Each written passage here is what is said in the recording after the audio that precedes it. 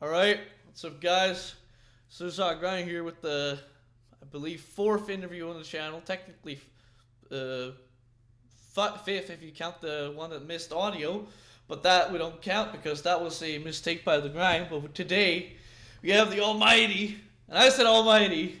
We have Paul from Kai. So, Right. So I guess for the two people watching who don't know who Kai is or what you do, I guess you could explain that. I is my one man death metal band. So I don't know if that's technically a band. Maybe I'm a singer songwriter.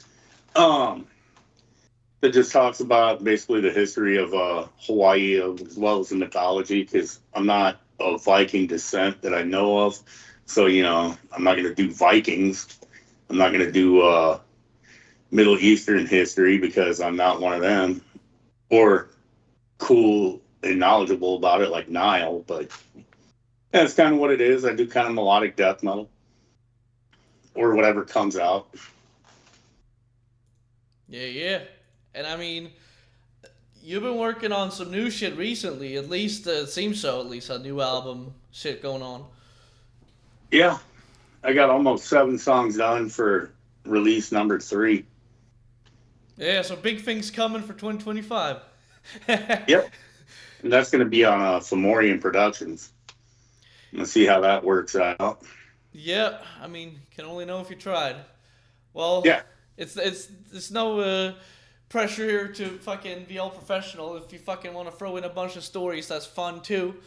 But because I believe this next one might be room for that. I actually wrote down because I mean you've probably been asked a bunch about the music stuff already. I have some about it, but little. my I first haven't done.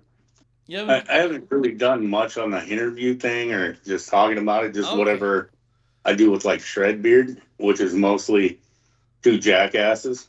Yeah. That makes sense. But what's the best and worst thing about Nebraska? The best thing about Nebraska, um,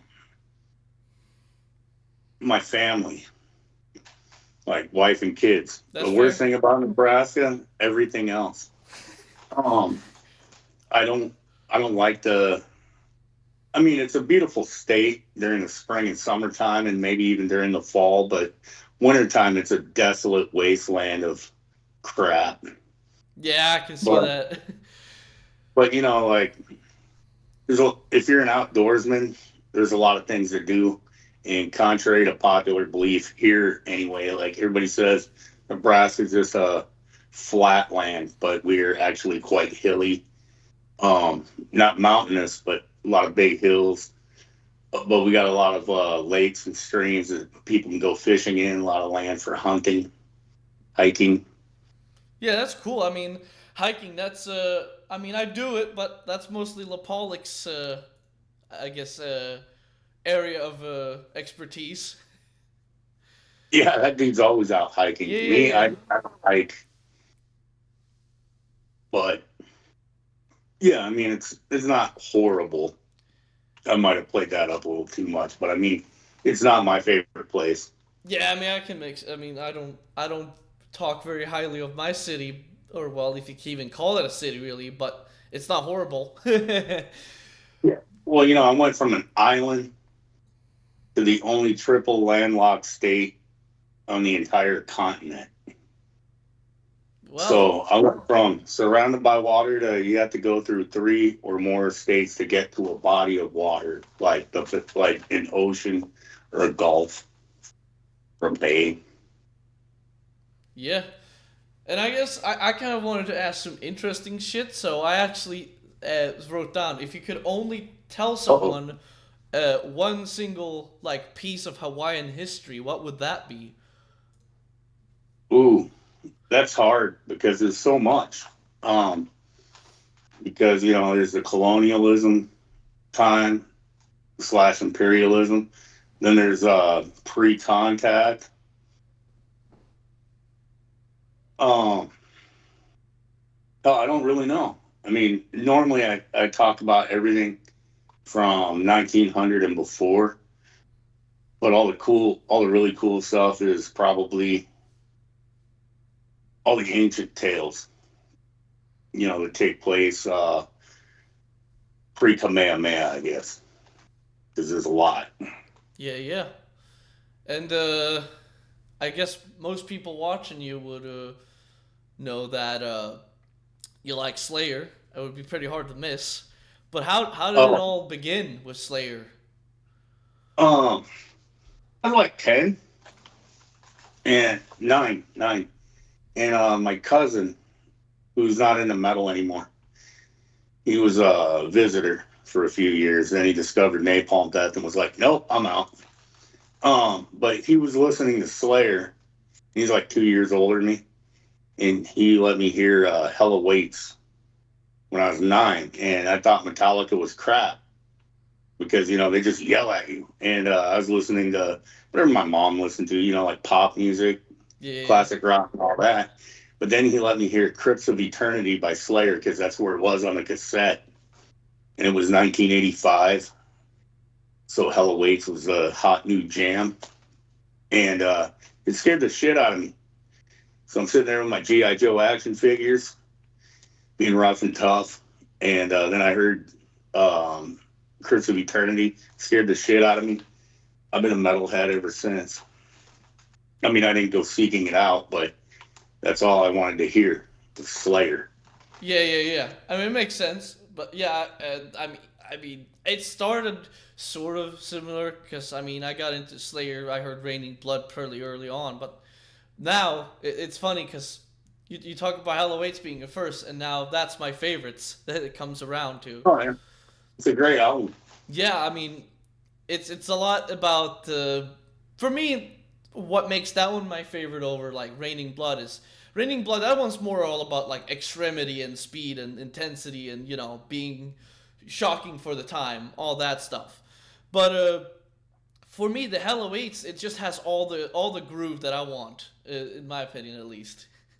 Well, Hell Awaits, depending on what part of what song you're listening to. Like if you put on Praise of Death, it's basically death metal. If you Yeah, put on Necrophiliac, it's basically death metal. If you put on Hell Awaits, it's got that incantation type intro, then blazing death metal. And but also on the song Hell Awaits, you can hear a lot of rock and roll sensibilities, so to speak.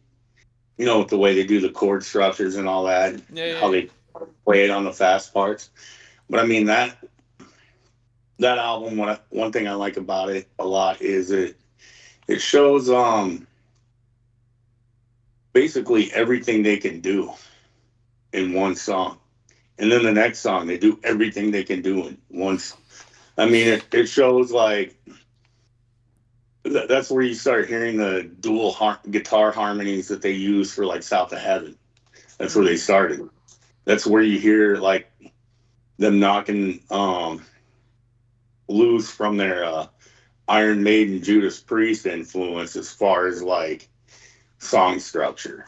Um, and also, that's where you see them go like basically, yeah, we were only playing in like first gear. We're going into fourth, yeah. and but I mean they showed how heavy they were on that one, and obviously since that was the first thing I heard, I didn't know about, and I was 9, I didn't know about Show No Mercy or Haunting the Chapel yet. Yeah, makes sense. And Rain and Blood wasn't out yet. And then when Rain and Blood came out, and I heard that scream at the beginning of Angel of Death, I was 10. I was like, oh yeah, Yeah, this is what I want. yeah, and it's interesting because the first album I would almost consider like a proto black metal thing because the Yeah, way it sounds. But you actually mentioned something. I like hearing this because this is real conversation starter. I know a lot of it's usually people who either are older and got into it later or people who are got into it now and compare what the genre is now to what it was to in a release that was released in '85 or something. But yeah. you said Halo Waits it has death metal in it. So what is actually for you then the first death metal? For me, the first actual death metal would probably be Death, Scream Bloody Gore. Because, like, I always thought Possessed was thrash, even though they had a song called Death Metal. And then sometime around 2000, I guess, people were like, "Yeah, it's the first death metal album." And I was like, "I guess," but to me, it sounds like a fast thrash record. Same with the riffs, all that. But I mean, I wasn't even a big Possessed fan until I think I hit my 20s, because when I was like in my teenage years, I heard Possessed, and I was like, it's okay, but it's not Unleashed or it's not Massacre. Which by age 14, I was already on the death metal train, so to speak.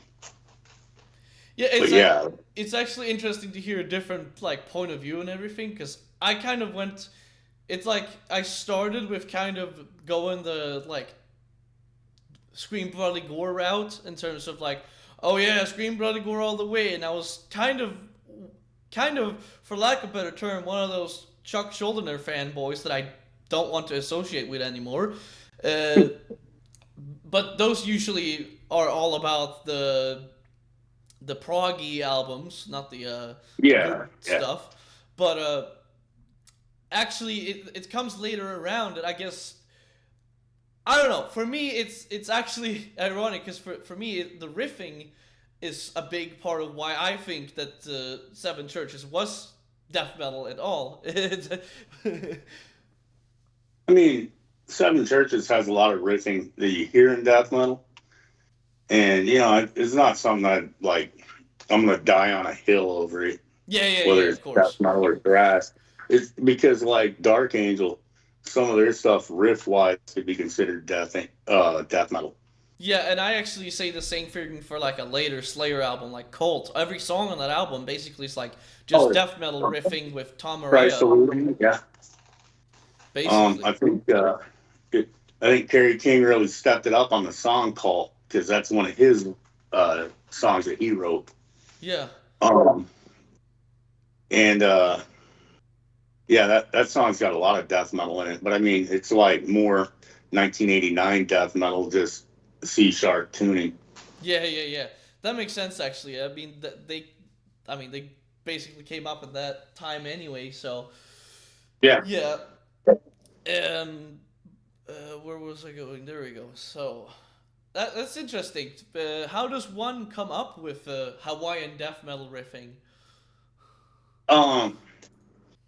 Well, normally I don't have a goal for sound. I try to throw that out of my head right away because if I sit there and go like, it'd sound really cool if I did something similar to like Amorphous Carillion, or it would sound really cool if I took Dismember and mixed it with Asphyx. Like I don't do that. I just start playing, Mm-hmm. and whatever it is normally what I go with. And sometimes, like in some of my songs, there might be like, oh wow, it went from death metal to like black metal almost, and then back. What the hell? And it's because that's what the song tells me to do. I just that's kind of how it sounds weird, but the song writes itself. I mean, Like I don't tell myself to play Behemoth style from like 1999 or whatever. It's just or like God Dethroned. It's just like I'm riffing, and then all of a sudden, oh, that's cool. yeah. Actually, speaking of God Dethroned, I actually started listening recently, even though I saw him back in 2020 before COVID. His live Yeah, saw him fucking opening for some tech death band. but that's something I can get into. yeah, yeah, yeah. I know that's not your forte, but yeah, it's just interesting. For me, for God Dethroned, it's interesting because I guess I don't know what the general consensus is with the first album. Some people, I guess, call it black metal. Some people call it death metal. Some call it a little bit of both. But either way, none of that matters because at the end of the day, for me, of the first few albums, Bloody Blasphemy just fucking crushes for me. Oh yeah, it's my favorite one. of all their albums. I Yeah, like that's every so one far of at their least. albums, but that's my favorite one. And also the first one I heard, first song I heard from them was Execution Protocol. I was like, when I heard that riff at the opening, I was like, oh my God, that riff is catchier than AIDS, Ebola, the flu, the common cold. And um, then the blast beat came in and his scream. And I was like, holy shit, this is really good. And like the song never loses momentum, even when it slows down and hits the piano part towards the end. Yeah. And so that was the first song I heard. And then I got the album based on that song. And then when I put it on, I heard that, do you believe in Jesus? Yeah. Bang, you know. And then the Serpent King started. I was like, holy crap, these guys are good. And yeah, I've been a fan ever since. Yeah. That was what, 98, 99. So I was in my early 20s. And that song, that whole album, I just loved it. And that led me to get their back catalog. And then I followed them every release. And you may hear some God Dethroned influence in some of my stuff, minus the blast beats, but because I love how they go from death metal to black metal, then out of nowhere, Iron Maiden. Actually, that's a good question. Why hasn't there been blast beats yet? Um, since I'm using a drum machine, I think on my drum machine there is a blast beat on one song, but it's a Oh yeah, yeah, yeah. really tiny mid pace, and that's on as we know. Fuck, I can't even think of my own song titles. I feel their eyes upon me. Mm-hmm. Um, there's a tiny blast beat on that one, but um, yeah, that's basically it because it sounds weird to my ears coming from my drum machine. Yeah, makes sense. It's more about the drum sound than the actual beat. Yeah, Yeah, and oh, you said like mixing a bunch of styles and shit, but that doesn't sound weird to me at all because that's literally what I do as well. With yeah. Well, like I I mean, have my song Ebisu that goes from it starts as like technical thrash, then it kind of goes like to death metal in the beginning. It has some like almost complete homeboy parts almost literally, and then goes back to thrash again, and mixing in black metal vocals over a death metal riffing part. That's like not even like a black and death metal riffing really, just straight up death metal, yeah, but throwing in black metal vocals. She's just fucking throwing in all the influences in there. Like I could tell you for every song I make, there's at least like I don't know, maybe 3 to 10 influences depending on how crazy I go. yeah. Like me, it's just how's it all flow together, you know? Yeah. And that's basically it. Like, how does it flow together? And then, um, I try to be conscious of how many times I play each riff throughout a song, and I get kind of bored easy when I on my own music as opposed to other people's. Yeah, yeah. So, like, for some damn reason, the first and second verse might be identical, and then have the identical chorus lines right there. And then the third verse is almost always completely freaking different than the first two. I don't know why I do that. That's just what happens. I mean, there's a couple songs where all the verses are always the same, and there's like a little bridge in there somewhere. But yeah, it's just a weird thing I do, and I might have got that from God Dethroned a little bit because they'll have a section of a song where it's like completely different than any other part. And Dissection did that. Yeah, that section. Yeah, Hypocrisy did it. Amorphous did it, and those are some big influences on my playing. Yeah. Dissection, did you have a cutoff for them, or was that all the free albums, I guess? Because they didn't. I actually liked all three albums. I think I had one demo. I don't remember though, because some of my shit got stolen many years ago, Yeah. so I don't have all the cool I mean, stuff. because But that's one thing I hear a lot. It's interesting because you go now you can go on Metal Archives. You didn't do that back in the day and then yeah, read reviews before you listen to an album. You just fucking went out, got it, and then listened. And if it was shit, you just wasted $20 or whatever Yeah, it was. But it's like, like I really wanted to like it, but no, like I remember a roommate of mine was like, "Hey man, you ever hear Dissection?" I'm like, "Yeah, I heard one song, and I think it was Where Dead Angels Lie, and it was on a nuclear blast, like at not at Death's Door. Death is Just a Beginning, one of those compilations." oh yeah, I believe And Dismember has been and one of that as well. yeah, that's how I found out about like a lot of death metal. But he was like, "Oh, did you ever buy one of their albums?" I'm like, "No, because I can never find it." And he goes, "I got one," and I think they were on the Somber Lane at that time, and I don't know, my timeline's messed up on which That's album okay. I heard first, but I think he had the Somber Lane and he didn't have Storm the Lights thing. But so I burned it off him, and then I found Storm like I didn't even have my first Dissection CD. I don't think till I was already in my 20s. But I burned that off him, and then I went and got Storm the Lights Bane because I found it at Best Buy, an electronics store of all places. And they had like a CD section, and sometimes it's better than your regular local music store because you go in there and buy Benediction, buy like Beherit, and you're like, what the hell? You know, Emperor's right there in a mainstream freaking place where you go in to get your computer, your power strip, and whatever else you need to buy electronic related. But yeah, I never had a cutoff with them because there's that huge gap. So I just had the two albums, and then when Reign Chaos came out, um, I think the first song I heard was "God of Forbidden Light."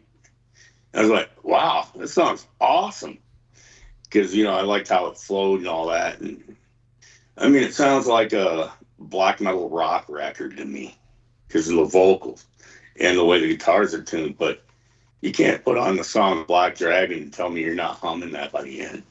Yeah, that's what I was gonna get at. Cause like, you go now, you can go on Middle Archives and read reviews, and it's like everyone's kind of like dogging on it, but it's kind of like it feels like they're expecting it to be the next Somber Lane or whatever, Yeah, the but I mean, earlier it's been stuff, like but it's the what same. 20 years. But it's but I mean that was gonna be his. But that for me, it's one of those things where it depends from band to band. It depends how much I will be allowing of this, because there is to an extent, the musician can do whatever the fuck they want, and I'll probably appreciate that they do whatever the fuck they want, unless it's Morbid Angel Illude. That was not doing whatever the fuck they want. That was just walking into the studio, taking the shit, and leaving. But Yeah, well, my cutoff for them was Blessed are the Sick. yeah, I mean, Like when I heard Covenant, I liked it because I was like 17, I think, when it came out, and I thought it was cool. But then as I got older, it's like the only albums I revisit are Altars and Blessed are the Sick, and sometimes I put on whatever the hell the demo is called. J Dog called me a poser for not thinking about it. is it Abominations or Die Yeah, Kingdom? Abominations. Okay, cool. The one that was supposed to be. It's interesting. They were supposed to literally hang out with some of the first death metal albums ever, but they just didn't like the sound and was like, throw that shit out the door. I guess Yeah, that's just how it goes. But yeah. then you go listen to it and it sounds, hey, this sounds fucking awesome with Mike Browning and all that on vocals and. I think it's a little slower. Yeah, I mean, I I remember guess because I haven't listened that's the to it in a thing. while. I actually have a funny story. I actually because believe it or not, Pete Sandoval he told this on his Instagram. It's about a later album, one that you don't care about, but it's in the Steve Tucker era, the one I like with all the blast beats and the more, I guess, well, Formulas is more the blast beat album, and then they have Gateways, which is more like them going into almost like Death Doom stuff. But on that Yeah, album, there's a song called "Opening of the Gates," where for there's a very insanely fast kick part in that song, but actually the I guess story behind it is that it is actually a sped up part from an original take. Trey wasn't happy with him playing the song at 240, so he was going to play it at 270 originally BPM, and there was something with having back problems at that time. So Mm. you can imagine playing it's that high speed and then having back problems. That wasn't basically something his English isn't the best, so the way he described it was like, oh, it sounded like his doctor kind of told him, don't do this. And then Trey basically just went in the studio and went, oh well, might as well speed this up. Like it was something like that, on the kicks there. So I mean, but that's the thing. I didn't know that until literally he said that, because you don't know that they didn't say that on the gateways on the back or anything. They didn't write, oh yeah, Trey sped this one up.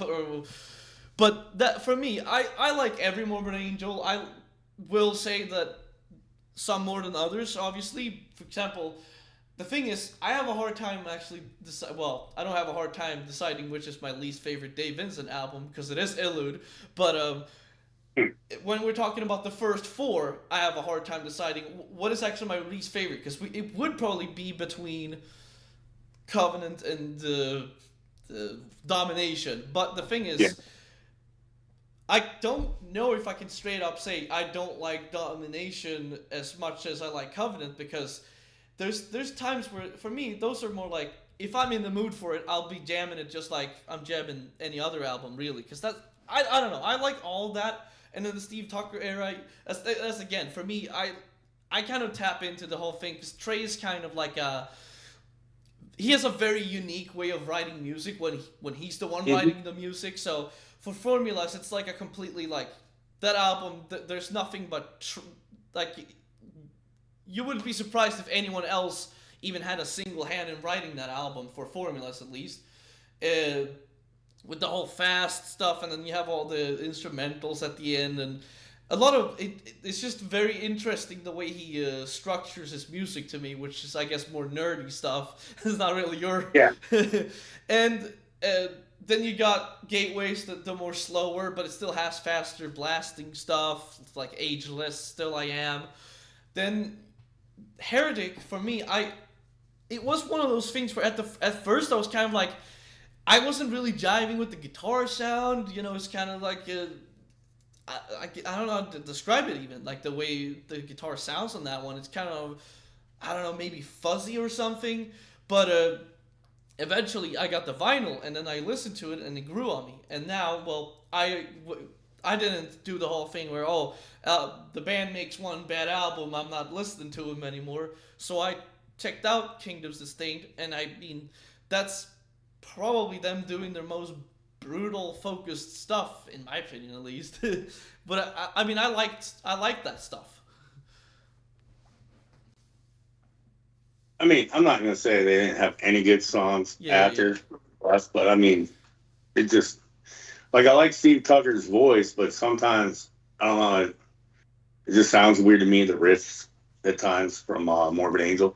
Yeah. That makes sense. I mean, he's a very unique guitar player. I can't say anything bad about the guy. He's not Dave Mustaine, which I hate Megadeth. But yeah.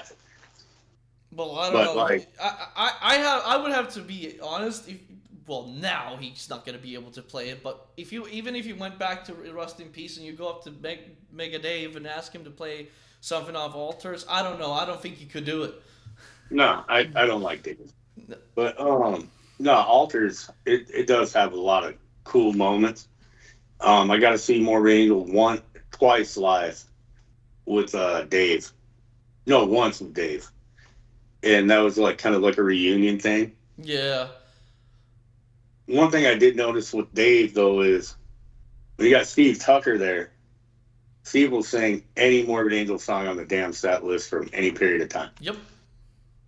But when you got Dave there, much like Rob Halford or any other original vocalist, Dave's not even the original, fucking second vocalist. Goddamn cover band. Technically not even second if you count the demos.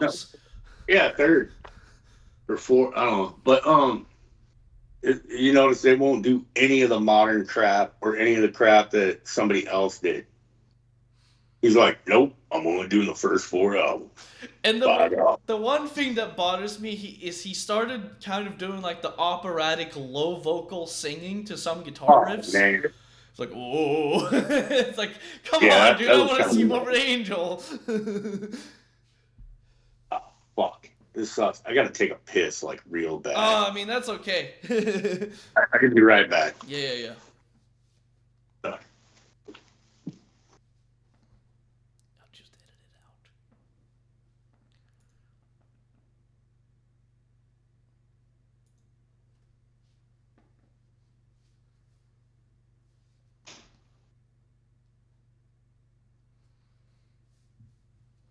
Can check and respond to my dad.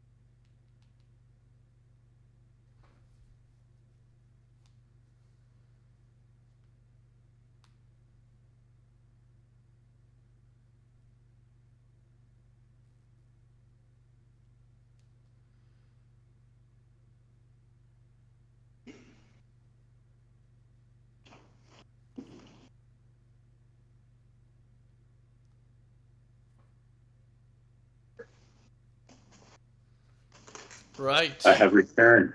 I'll just cut it out because I got the editing powers. You know. I barely know what editing is. Well, you know, I've spent a lot of time on that bullshit. But let's see, let's see. Oh yeah, I guess I was gonna mention this at some point, as because it's kind of funny. You know, you see this guy coming in on this membership. You're gonna expect. You're maybe gonna expect me to either just be a full on like Swedish death metal. Gonna expect me to be listening to the Dismember, Grave, Entombed, etc. Funny thing is, Entombed. I mean, I like Left Hand Path. I mean, I love Left Hand Path, and then Clandestine is like it's good. Then I never even really bothered with checking out Wolverine at all. Really, I don't know what Um, the I don't normally talk about Entombed because I was never a fan. Like when I first heard Entombed, I was probably 15, and it was probably towards the end of ninth grade, beginning of 10th grade. And what I had heard before Entombed was Dismember and Unleashed. And so when I heard Entombed, I'm like, fucking copycats. Because I didn't know. I didn't know. I was, yeah yeah yeah now I know. But back then, I'm a poser. yeah But, and that guitar sound almost turned me off from Dismember, too. But, like, when I first heard Left Hand Path, I was like, man, their guitars sound like shit. But I was also like 14, just turned 15. And for death metal, the first thing I had that I bought was Death Spiritual Healing because it was a hot new jam in 1990. But when I heard Entombed, I was just like, I really like this member and Unleashed. I don't think I need this. And one of my buddies was all up on the Entombed ball sack. yeah. I I mean, mean, when Wolverine Blues came out, I think he was walking around with stained pants because he really loved that groove. And I was like, oh, they got worse. And I also remember there was a video for the song Stranger Eons on Headbangers Ball back then, which I think was off Clandestine. Which, when I heard that album, I was like, wow, this is not good. I mean, there's a couple songs I do like by Entombed, and um, I really like the song Dusk. and I cannot think of the other Entombed song I like. That's how much of a fan I am. I mean, for me, the thing I say is Entombed. If it wasn't for Left Hand Path, it would easily be my least favorite Swedish death metal band. Which I keep forgetting what they probably still are, because the at least the general consensus is that the big four of Swedish death metal, because we ain't talking about no In Flames over here. We're talking about, the real shit. Uh, that would be Entombed, Grave, Dismember, and Unleashed. But I just haven't really listened through Unleashed much yet. But I've been meaning to get to it. I mean, I'm still at those ages where I'm checking shit out that I haven't heard yet. But one I will say very highly of, almost speak as highly of as I'd speak of Dismember, which I'm surprised I don't have shirts already. But big things coming, I guess, in 2025 for my wardrobe. Would be Grave, because so now it's different, because Grave is the band where every time I go back from them, it's like my favorite almost changes almost every time. Yeah. For some reason, because at first my favorite was the Death and Roll era, the Soulless album. I don't know. For me, the song Turning Black and not that shit, it was just catchy death metal to me. So I loved that one.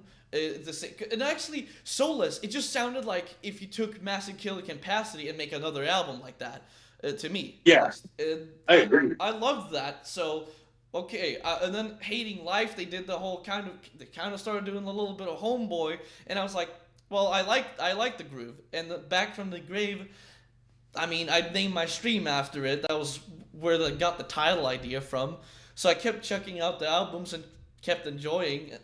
But it was Soulless for a long time. Then what happened was, so I knew the first demos, but the thing is, I would probably still, after hearing the 1980, the Corpse demos were probably actually like, I probably even liked the Corpse demos more than the Putrefaction demos even, because something about that early sound of the demo, but it's still clear. You can hear what's going on. It was really good, and just really crushing. But the thing is, then recently I go back and I listen to It's the funny thing, because they have they have that compilation of a bunch of demos, and it's like sometimes it will be like a year, and then it's demo 1 and demo 2 of that year. Like they did multiple demos in a year, so I finally get to demo number 1 of 1991, which I believe was actually the same year they released Into the Grave. I think. Not sure. I think so. But I listened to, that's the one I played on the stream. I listened to that, and then I hear the 1991 demo, so basically the same year anyway, of Into the Grave, and I'm like, well, shit, this is actually, like, to me, it sounded even better and even more brutal than the actual album. Like, I already liked the Putrefaction and Corpse demos more than the album. That was gonna be my favorite originally, but now the 91 demo, it came out the same year, I guess, as the album, and it's, for me, better.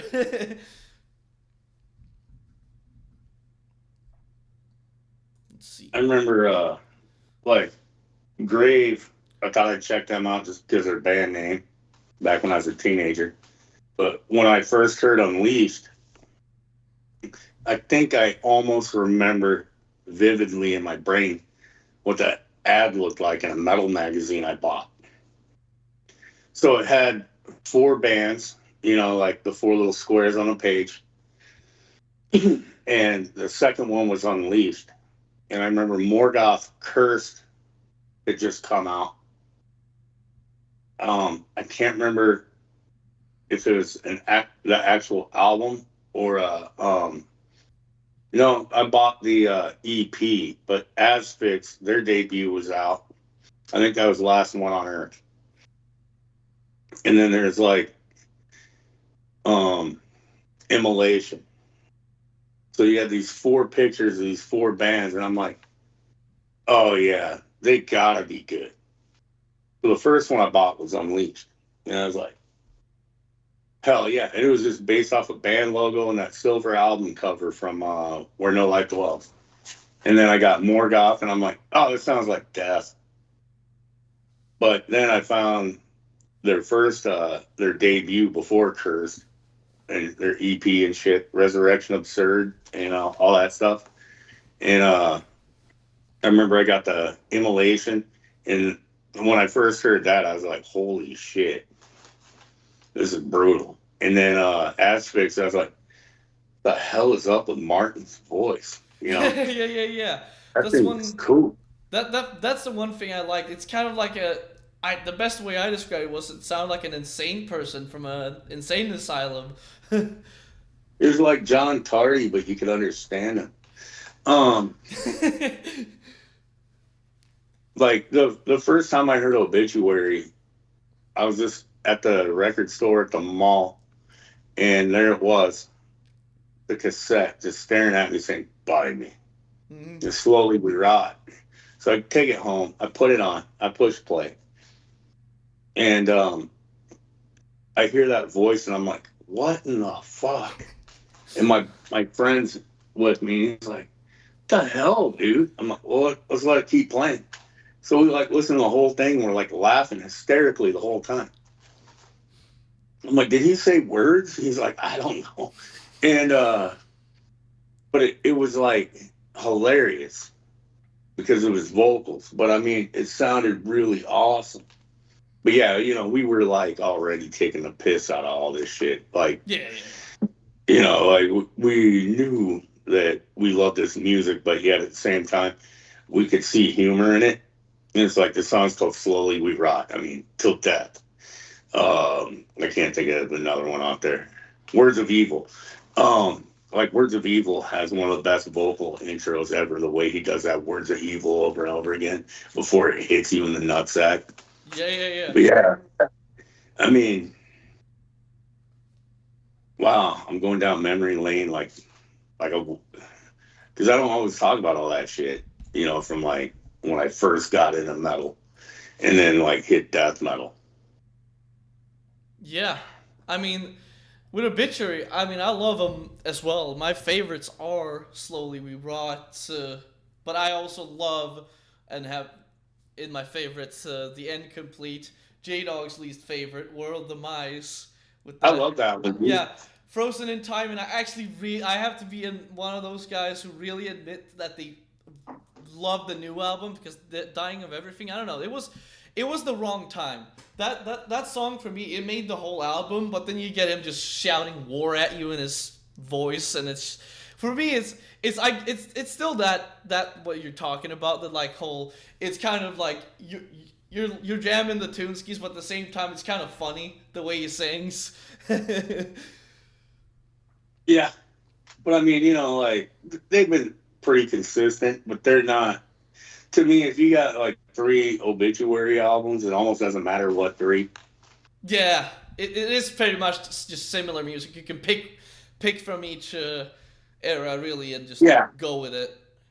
young me would have bought every one of them, Yep. but like now I'm old, so I'm like, I only need three. That's the thing. It's kind of the same with this member, but for me, I've listened to him so much that I pick out so many differences. Like every album is pretty different still, but it's like if you take up Hate Campaign and then you take up what the fuck is it called? Wow, really drawing blanks on my favorite band here. What a big fan I am. Indecent and Yeah, Obscene. If you pick up those that's the two, first one I got. yeah. So if you pick up on those two, you're gonna hear about the same style. But the thing is, what I like is every album, like obviously it's gonna have that Swedish sound, but for me it's there's something different about every album. It's either, well, obviously production's gonna be different on every album, but Yeah, for me it's also what their focus is a lot of the time musically, because the first album, it does still have like the melodic stuff in there. You can hear that the melodic roots from Sweden. But the second album, there is melodic parts there, but the second album feels more raw and brutal in its and then you got the whole. Really, third album is kind of still the same, really, but it's just that they have more rock and roll parts thrown in there, which Hmm. fine by me. I mean, I like that's basically. I'm pretty sure for the longest time I said that this was my favorite album, Massive Killing Capacity. Now I say it's every album. Uh, Death metal. That's when he started doing like the full on Iron Maiden leads, basically. Oh yeah. Yeah, and then Hate Campaign. There's more of that, but it's like J Dog says, from start to finish, there's not a single like break. There's like every single song transitions like boom, boom, boom. Fuck you. Here's a new song. You know. And my favorite song actually is the Patrol 17. That one is my favorite because it's also my favorite to playing guitar. I remember when Massive Killing Capacity came out. You know, I'm listening. I saw them die. I'm like, classic Dismember. And I Yeah. hear something like Casket Guard. I'm like, wasn't they entombed? But I mean, it wasn't bad. And Yeah. I still like that album. Obviously, I really like that album a lot because I like how they do their melodies. Oh yeah, I think I drew blanks on many things I was supposed to say. I was gonna say that there still is like you don't try to write certain way, but there's one thing I can say that is probably the best compliment you can give to any artist is that there's still like all your songs still have sort of like a sound that I've only that like it makes me think of Ka'ai. Like that it has that Ka'ai sound Thank you. to it.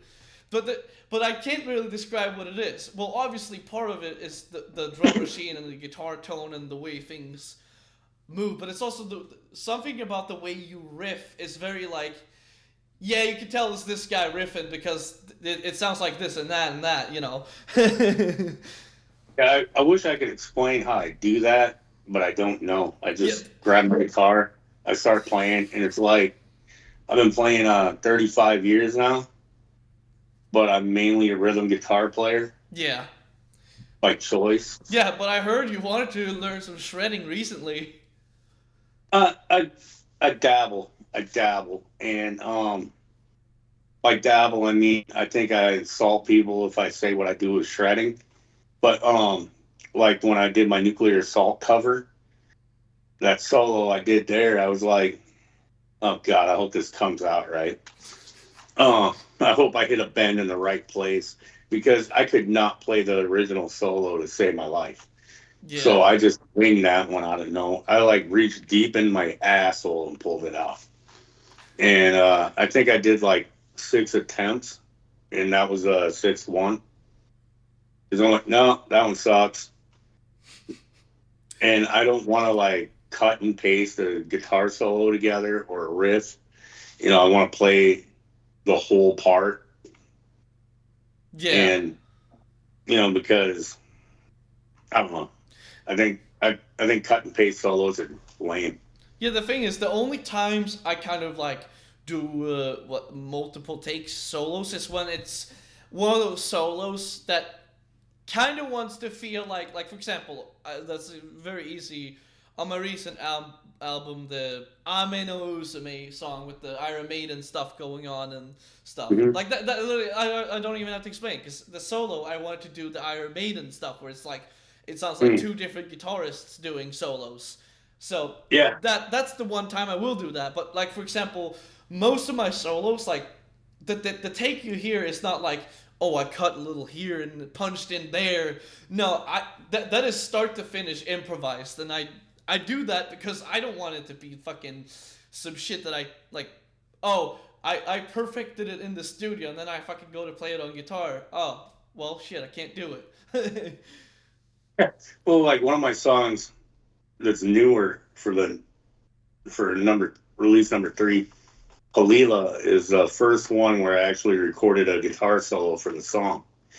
And because none of my songs have actual guitar solo, they got melodies, they got things that sound kind of like a guitar solo, but it's more like an Iron Maiden melody Yeah, or a dismembered melody. It's not a lead, but it's kind of a lead. But it's not a lead, and it's because I like having parts of a song you can hum.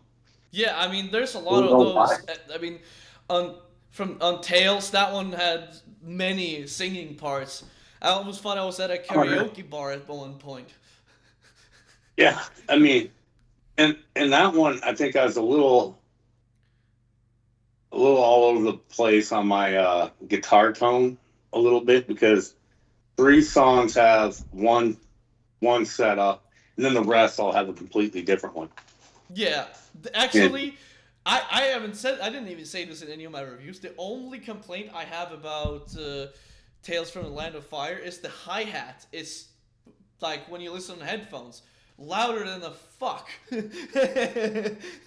yeah, I guess I could like individually turn the hi hat down. Yeah, Um, I just don't normally fuck with the dynamics. I do sometimes on the snare because it's like even Dave Lombardo has inconsistent hit. So sometimes on the snare, I will go through and make it a little louder, make it a little softer, make it a little louder, make it a little soft. yeah, that makes sense. Sometimes it's bang, bang, bang, bang, bang. And Yeah, that makes it's sense. metal, right? a, But yeah, a rapid fire snare. yeah, it's not unlistenable. It wasn't a big deal for me since I still listened to that album a lot. It's been a while now because I've been checking out so much new shit. But probably will listen after this for all I know. But Oh yeah, like, it's not unlistenable because I mean, I literally literally every morning this week, 5 a.m. I get up and you know what I do?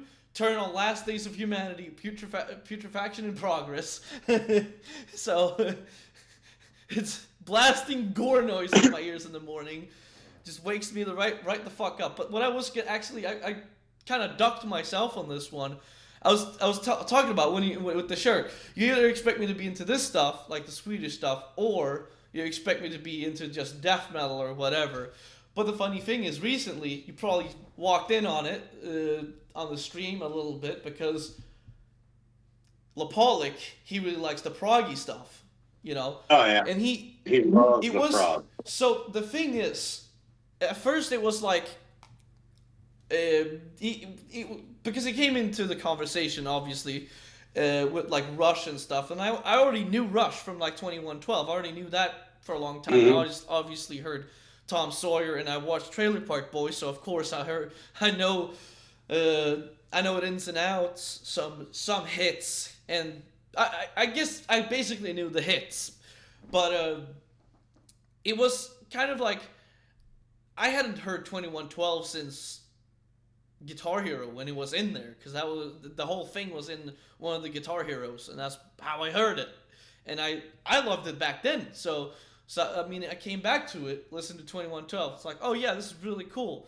But I was just gonna stop there. I wasn't gonna go back or anything. But actually, I could pull up in the order because I know I did Rush way before I did anything else. Literally, what happened was I then went into Permanent Waves because I knew the Spirit of Radio and listened to that one. Then I listened to a Farewell to Kings, and you know I keep going and listening to Rush, and then eventually get into Yes with the album Relayer and Close to the Edge.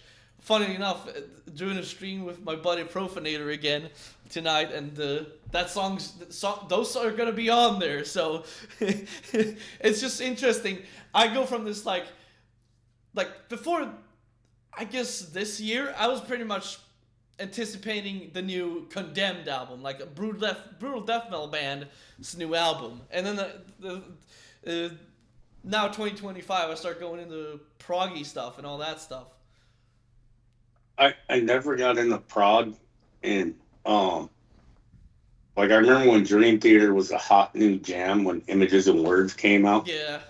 A bunch of my buddies were into him, and they're like, "Oh, but he wears a Napalm Death shirt in the video." I'm like, I don't Well, care.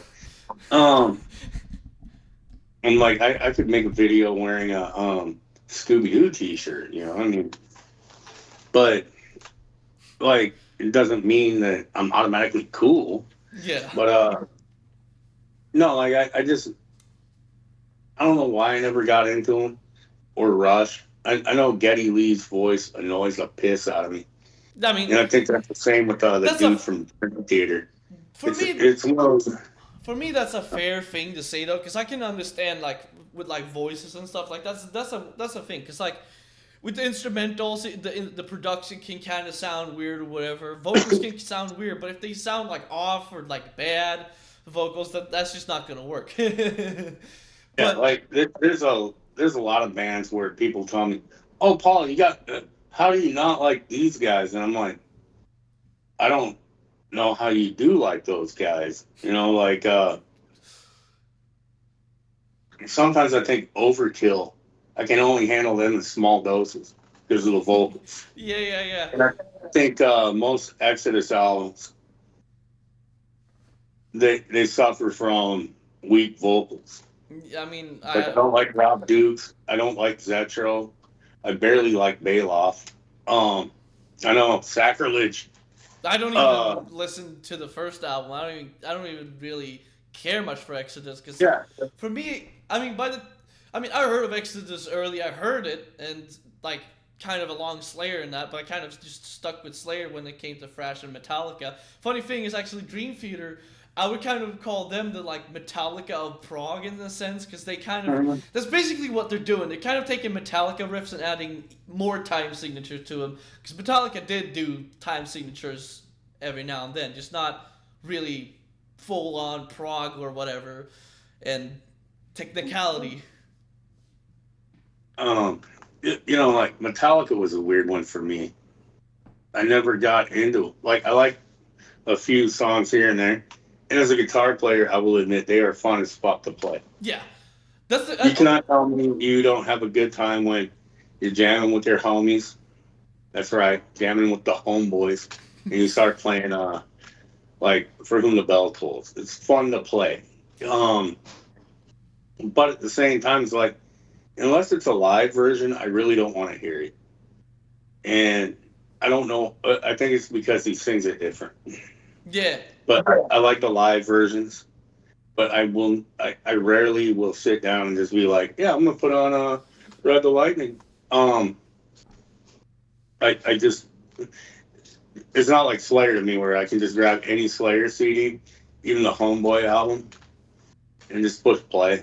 The thing is, for me, I don't really care if people aren't into Metallica. That's not my main concern No. here. Like, to me, that just means you made up your own mind and didn't fucking like him just because your bud said it was cool. But like, it's the same with like Megadeth. Like, I understand why people don't like Megadeth, because the vocals, yeah, I understand. I personally, I only really like the first two albums.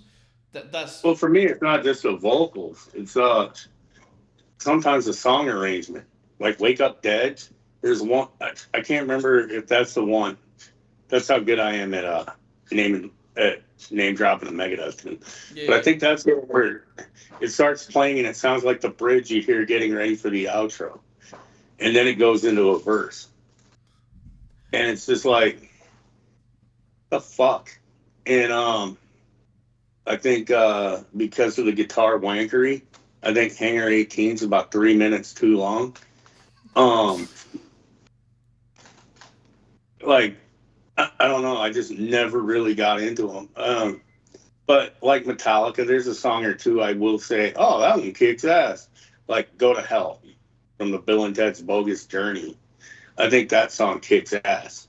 That's like that's a Megadeth song where I could be driving around and go, oh, I think I want to listen to Go to Hell. Hmm. But most of their stuff like Rust in Peace, and maybe it's because, you know, that came out around the same time as Seasons, but I'm already on the Slayer train. Um, and my few friends that like metal, they were huge into Megadeth. So it was like, oh, it's forcing Megadeth on me. And I'm like, but I want to listen to Deicide. And they're like, Megadeth. I'm like, no. So maybe that could be part of it. Yeah. Maybe I was traumatized by Megadeth. The You know, but the interesting thing yeah, is about wankery. This is hard for most people to admit, but I'm the first one to tell people what the fuck's up here. Nile, for example, that they have all kinds of wankery going on in their music. oh yeah, But the thing is, they have kick-ass fucking songwriting. that's the thing. That's why I understand when it's like, yeah, it's technical, but it's like you got no songs, it's got no tunes, there's no jamming headbanging part, or like for example, you take Vital Remains to Christianize. That song is very technical if you want to play it on drums, but every part, like even on the blasting part, he's like doing a bunch of accents on like for example the cymbals to add another groove to it, even during Yeah. blasting and stuff. So there's still Well, shit going on here and there. that's one the song "Dechristianized" is probably one of the few songs I can listen to where like the guitar solo is technically part of the chorus riff, and Yeah. he's like doing all these elaborate sweep picking things, which the only sweeping I can do is the floor. Um, but like that dude is like all over the place guitar wankery wise, but it serves the song. Yeah. Even though like on the main verse riff, it's like it's kind of like bumblebees fighting. The way they're picking it and all that. But I mean, like like that kind of playing is very musical. Like it actually serves the song's purpose. Where some bands like Necrophagist, I'm like, I don't care that you can play in 1294 time, and which isn't even a real fraction. But I don't care that you can do that. I don't care that you can jam 972 fucking sweeps and taps into a 4 second phrase because I can watch a 10-year-old kid on YouTube do that Yeah, I've with seen no that. drums, no vocals, no bass, and it will sound the same to me. And then because it's like it doesn't do anything to my ear musically. But yeah, you take something where it actually has like on Entwined by Vengeance, it goes into that stereotype nylon string guitar part from Vital Remains. And you listen to that and you're like, yeah, I've heard this like 37 times before. I just had to walk into a mariachi Mexican restaurant, get a burrito, and there's some guys playing that. But the way it weaves around the drums, the vocals, the bass, and the electric guitar, it serves a musical purpose, I guess. Yeah. But like when you're sitting there doing like Meshuggah to my ears, it sounds like mechanical shit. Yeah. If I I want to hear mechanical industrial stuff, I'll go start a diesel truck. yeah, that's why Um, that I understand that stuff, but that's why I like that like we have people around here that can like agree to listen to different music. It's like yeah, I like a lot of technical shit, but I'm not gonna be here like, what do you mean you don't like X band? Obviously, I'm not gonna. I will already say I will not say that for Necrophage. Just makes me want to go to sleep. But I like, even though I like tech death. Why? Because what you said. There's nothing. It's just that's just show off metal. For me, it's funny. yeah. The guitarist who was on Epitaph, he went later on to be in a band called Obscura, which was what band headlined on the God Dethroned show that I went to. Well, you know what I'm trying to say. But in that, they play the solos are still technical, the riffs are very technical, but there's much more melody and stuff going on, as to where Necrophage is just like, yeah, there's maybe a melody here and there, but most of it is just, oh, here, look at this awesome sweeping I can do, and it's just Like I can with take God about one Dethroned, song of that. with God Dethroned, or even Old Dismember, or not Dismember, Dissection. They have some weird arrangements on some of their songs. They also have some areas where it's like, wow, that's really technical shit, whether it's the lead or the riff, or the lead over the riff. But at the same time, it's musical Yeah, in a way where you're like, oh yeah, it blends nicely. And it's not like Rush does that, but Dream Theater to me seems like it's music written by nerds for only nerds. Where Rush is like music written by nerds, but nerds that aren't scared to say hi to a woman. But Dream Theater is written by nerds that are like, chicks don't like me. It's And funny it's sort of because an necrophagus. Lapollic's got a wife and he loves Dream Theater. But it's Well, there are anomalies. yeah. There But are the thing is, anomalies. That are, the thing is, like, when it comes down to it, is it's all ball busting. But the people yeah. who hear that and then they're like getting all pissed off. It's like, yeah, you kind of missed the point already with like getting into the whole thing. Well, like I love Napalm Death, Scum, and Napalm Death from Enslavement to Obliteration, and then a little bit past that. But those are the riffs that I really like. That type of riffing because you can kind of like sit there like. You can do that along with it if you're bored. You can be some buttheaded, with your little. But you can do all that crap. And I like a riff that like is memorable and plays over and over in your head again. Um, but I think sometimes when it's too technical, it doesn't do that. And then sometimes when it's too technical, it's like you're like, is he gonna fuck up? Is he Yeah. gonna fuck up? Is he gonna hit a wrong note? But like play it off like, nah, dude, that was intentional.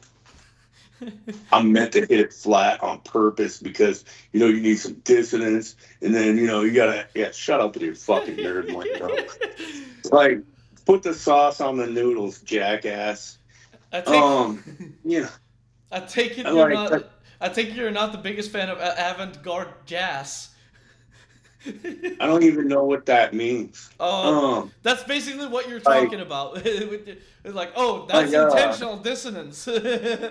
yeah, like I mean, if you look at all the bands that influence me, whether it's Hypocrisy or like Dissection, Emperor, uh, they all have something in common. It's not necessarily melody; it's a riff.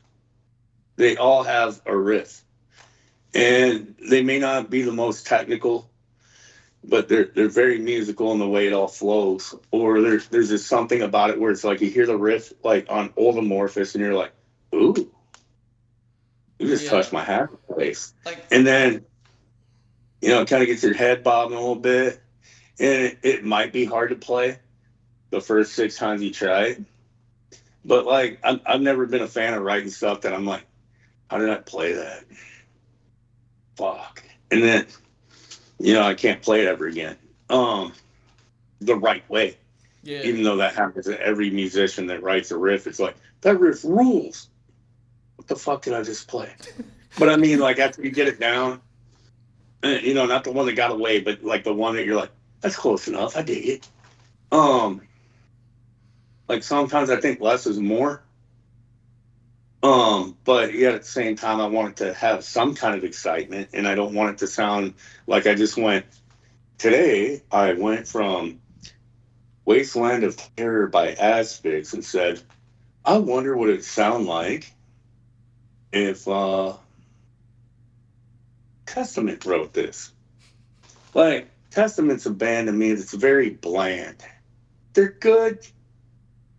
You can put it on. But when I walk away and I walk back, I might not even realize that it's been 3 songs.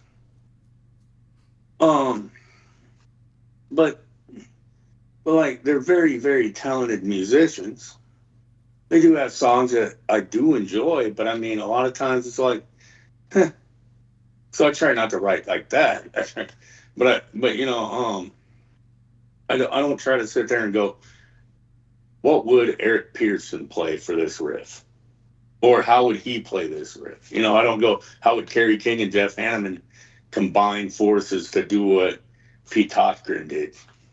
I'm not that guy, but I don't know, I'm weird and all over the place. But I lost my whole train of thought. It's crazy. That's good. Yeah, I don't do drugs. Yeah, But yeah. no, I mean, I guess what I'm trying to say is like I don't try to write complex, but I don't try to write overly simple. And complexity just for the sake of complexity is boring to me. Yeah. I mean, I kind of did the whole technical stuff on my songs, but I mean, I guess it gets the pass. Yeah. Oh, I mean, sometimes, really technical shit's really good shit.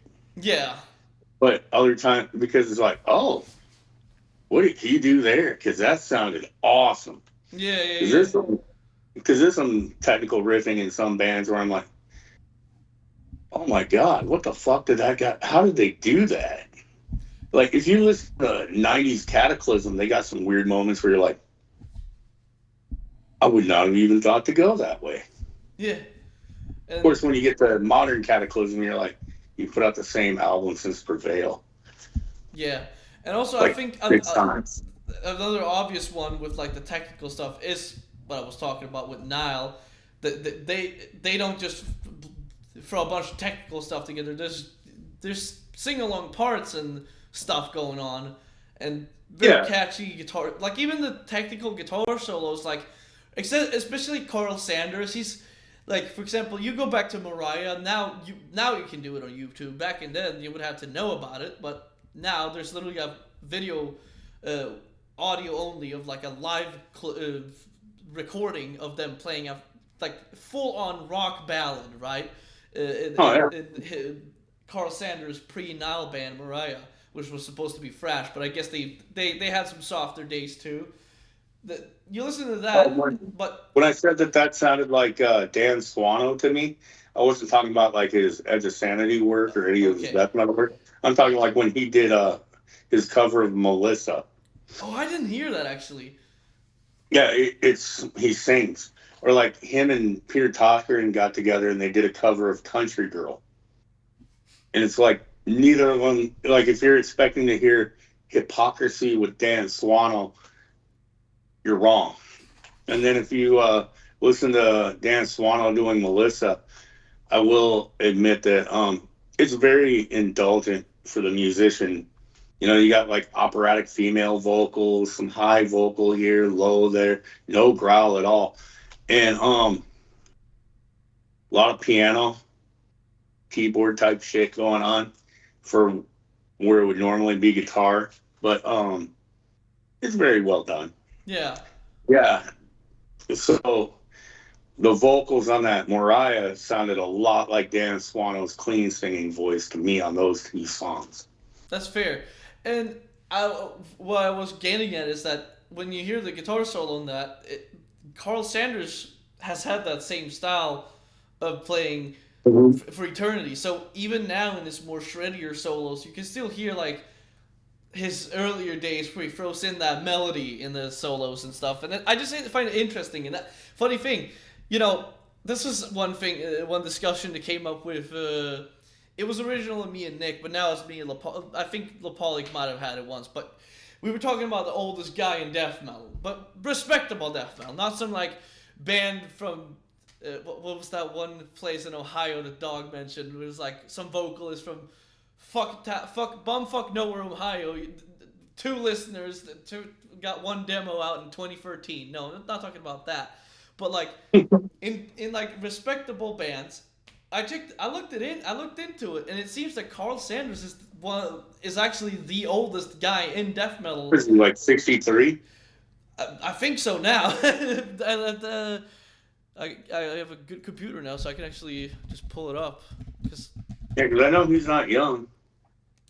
well, 61, but actually, so people were saying like it was Paul Speckman, but he was a few months earlier actually than well later I guess.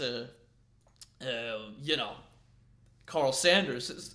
People you would the thing for me is you would have expected it to be someone like, oh, might be Jeff Becerra or something. But then you look in and he's like younger than some of the guys in, you know, bands that are later on.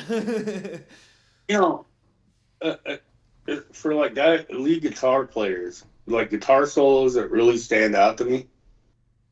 And I'm not just plugging it because he says nice things about me or because we talk on occasion, but Asheron, like the Asheron and Vincent Crowley band, those two things that he's done, the guitar players he gets are just amazing in my opinion. Like the way they do their leads, because they're slower, so they're not sitting there. Oh yeah, Yep, yep. like even all the way back on Rights of the Black Mass, they were doing it. But um, you notice how musical they are. It's like almost a separate vocal melody. Yeah. Kind of like it's like it goes from like harsh music, and then even though the harshness is still going on, Vincent shuts his mouth, and then all of a sudden it's like a Iron Maiden vocal melody starts playing Yeah. the music, and it's the guitar solo. And it doesn't matter what era of Asheron, it was always there, especially with Michael Estes. But the guys he's got now in Vincent Crowley band, and you can definitely hear their King Diamond and their Merciful Fate influence. But those guys, it's like it adds to the song instead of just bouncing into your face, going, "Check it out, bitches," and then goes right into shred. Yeah, yeah, yeah. Like, don't get me wrong though, I do love a good Slayer dive bomb. Yeah. That's so. I mean, I do a lot of that stuff in my solos, mainly because I love that too. So. Yeah, I gotta. I'm still learning how to properly dive bomb Oh since I got man. that. It's like on this guy here. Oh, does that knock over the fucking guitar stand? But on this guy here, there ain't no freaking Yeah. tremolo. Which I owned one guitar that had one, and then I got that Mockingbird with the Floyd Rose recently, and yeah, I'm kind of getting there, but I can kind of do the fluttering crap a little bit. But to get it to like squeal super high, not good at that yet. But I can get it to do the drop a little bit, but I can't do the super high squeals on it. Yeah. And that one, that's got passive EMGs, but the Mockingbird has 81. It's the Kerry King pickups. Yeah. Okay. Makes sense. Makes sense. But for example, like, and I'm kind of like where Demon Seed is my best example because it's became my hammer smashed face, I guess, because that's just what happened with that album and song. But that in that one, there is a part where I use those like whammy squeals, but melodically. Mm. Yeah, and that's where I'm getting at now, where I'm like doing stuff like that because, I kind of. I think was that the album where I fixed up my guitar. Yeah, that Paranormal Mind was the album where I fixed up my Jackson with the Floyd, and I did it myself pretty much. Which at first I was like, this could go either well or it's gonna be the most biggest disaster, and my guitar's not gonna be playable again. Thankfully, it was the not the latter. So I was like, I have this basically whole new tool on my guitar that I haven't used in music for basically whole my career because my guitar was only used on my first EP basically, and then I didn't play it anymore because I was too lazy to fix it for years and years on end. So I finally get to use it, and I was like, well, why not do something maybe not unique, but trying to add some little nuances here and there. But also, funny thing actually about like mixing styles and stuff that don't work. Ibisu originally, I believe I put originally there was going to be a transition to like black metal, but when I actually listened to the transition, I was like, this shit doesn't work at all. And also, I didn't like the way the black metal part sounded. I was like, this riff isn't even that good. So I actually changed it around and made it death metal instead. I just find that interesting. Like I don't consciously sit there when I'm writing a song going, okay, here comes the black metal part, or here's going to be the more death metal part. Oh, let's add a little Sweden and mix it with some Florida and top it off a little New York. I don't do that like consciously. Like, oh, here's a Finnish death metal groove of 1990 to 93 before they all went pop rock.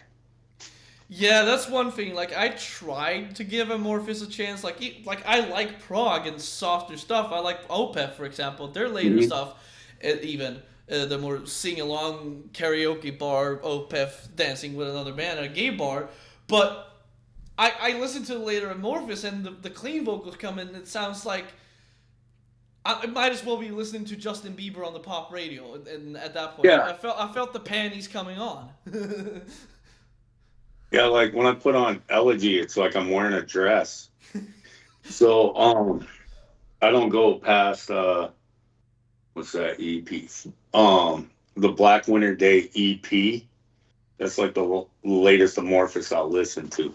Yeah, so the only thing I know is I think their second album has a bunch of weird instruments. Do you still like that one, or the one that J Dog, the Um, last one J Dog likes, or if you're whatever? talking Tales from the Thousand Lakes, Yeah, yeah, which yeah, the yeah. Black Winter Day EP has three songs. One's an instrumental, and two are just really good that weren't on the album. Mm-hmm. And I like that album a lot because it's different. But I'm a Carillion Isthmus guy all day long. Their Yeah, first album, I but mean, yeah, yeah, but the one after that when they got a different singer for all the clean parts completely, I was just like, "The fuck are you doing?" that's what I heard, and I was like, that's like even And for me when I compare that even to something like a later Opeth song, it's like even then it's like I don't know, this is a little too much for me. Like yeah, well, there's they were with that guy for like a decade, I think, almost. And then they got a new guy. And I'm like, oh, I'll give it a chance. And it's like, oh, I'm listening to power metal, but with lower vocals. oh really? That's what it sounds like. Yeah, like he's got a nice singing voice, but it's very generic, Yeah, that's the very thing. rock. That's And the then he's got a growl on him. He can hit the death metal like there's no tomorrow, but the music doesn't hit the death metal. yeah. That's for me. The problem is like a lot of that was just whatever. Like I like softer music. I like fucking some non completely non metal fucking 180 stuff. But like that's just stuff didn't do it for me. It's like I would probably rather put on something from the pop radio at that point because. Well, not the pop radio of the day, but when I grew up, so to speak, in the 2000s. Mhm.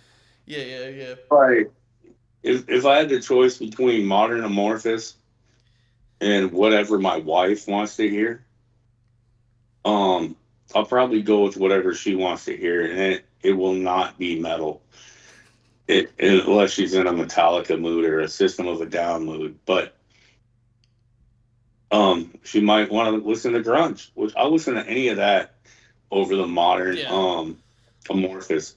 And I don't want some ham and egger to go, oh, does that mean Paul's a System of a Down fan? Fuck no. It just means that I would rather hear that than modern Amorphous. And hell, I would probably rather listen to Tori Amos than that. But and no, Panini Canoes. I am not a Tori Amos fan either. It's just that modern Amorphous to me sounds like um sterilized radio rock Yeah, yeah, yeah. So, with occasional growls. so how were you with like a band like Saxon, like heavy metal? With like Saxon, I never liked them much. I mean, it's like a band you can play, and I'll be like, oh yeah, that's cool. But yet, for some reason, you put on Grim Reaper, I'm a like flashing my knockers at the band kind of guy. Yeah, Um, okay. and like Titan, Rough Justice, I'll crank the shit out of that. But not Saxon so much. And like I enjoy Iron Maiden, but I don't need to hear it all the time. I enjoy like some Judas Priest, but to me, Judas Priest has yet to put out an album that I actually like instead of just like most of their albums could have just been an EP and I would have been fine if it just had the two, three songs I liked on it. Yeah, yeah. because like, they had a lot of pop rock, like Breaking the Law to me is a pop song.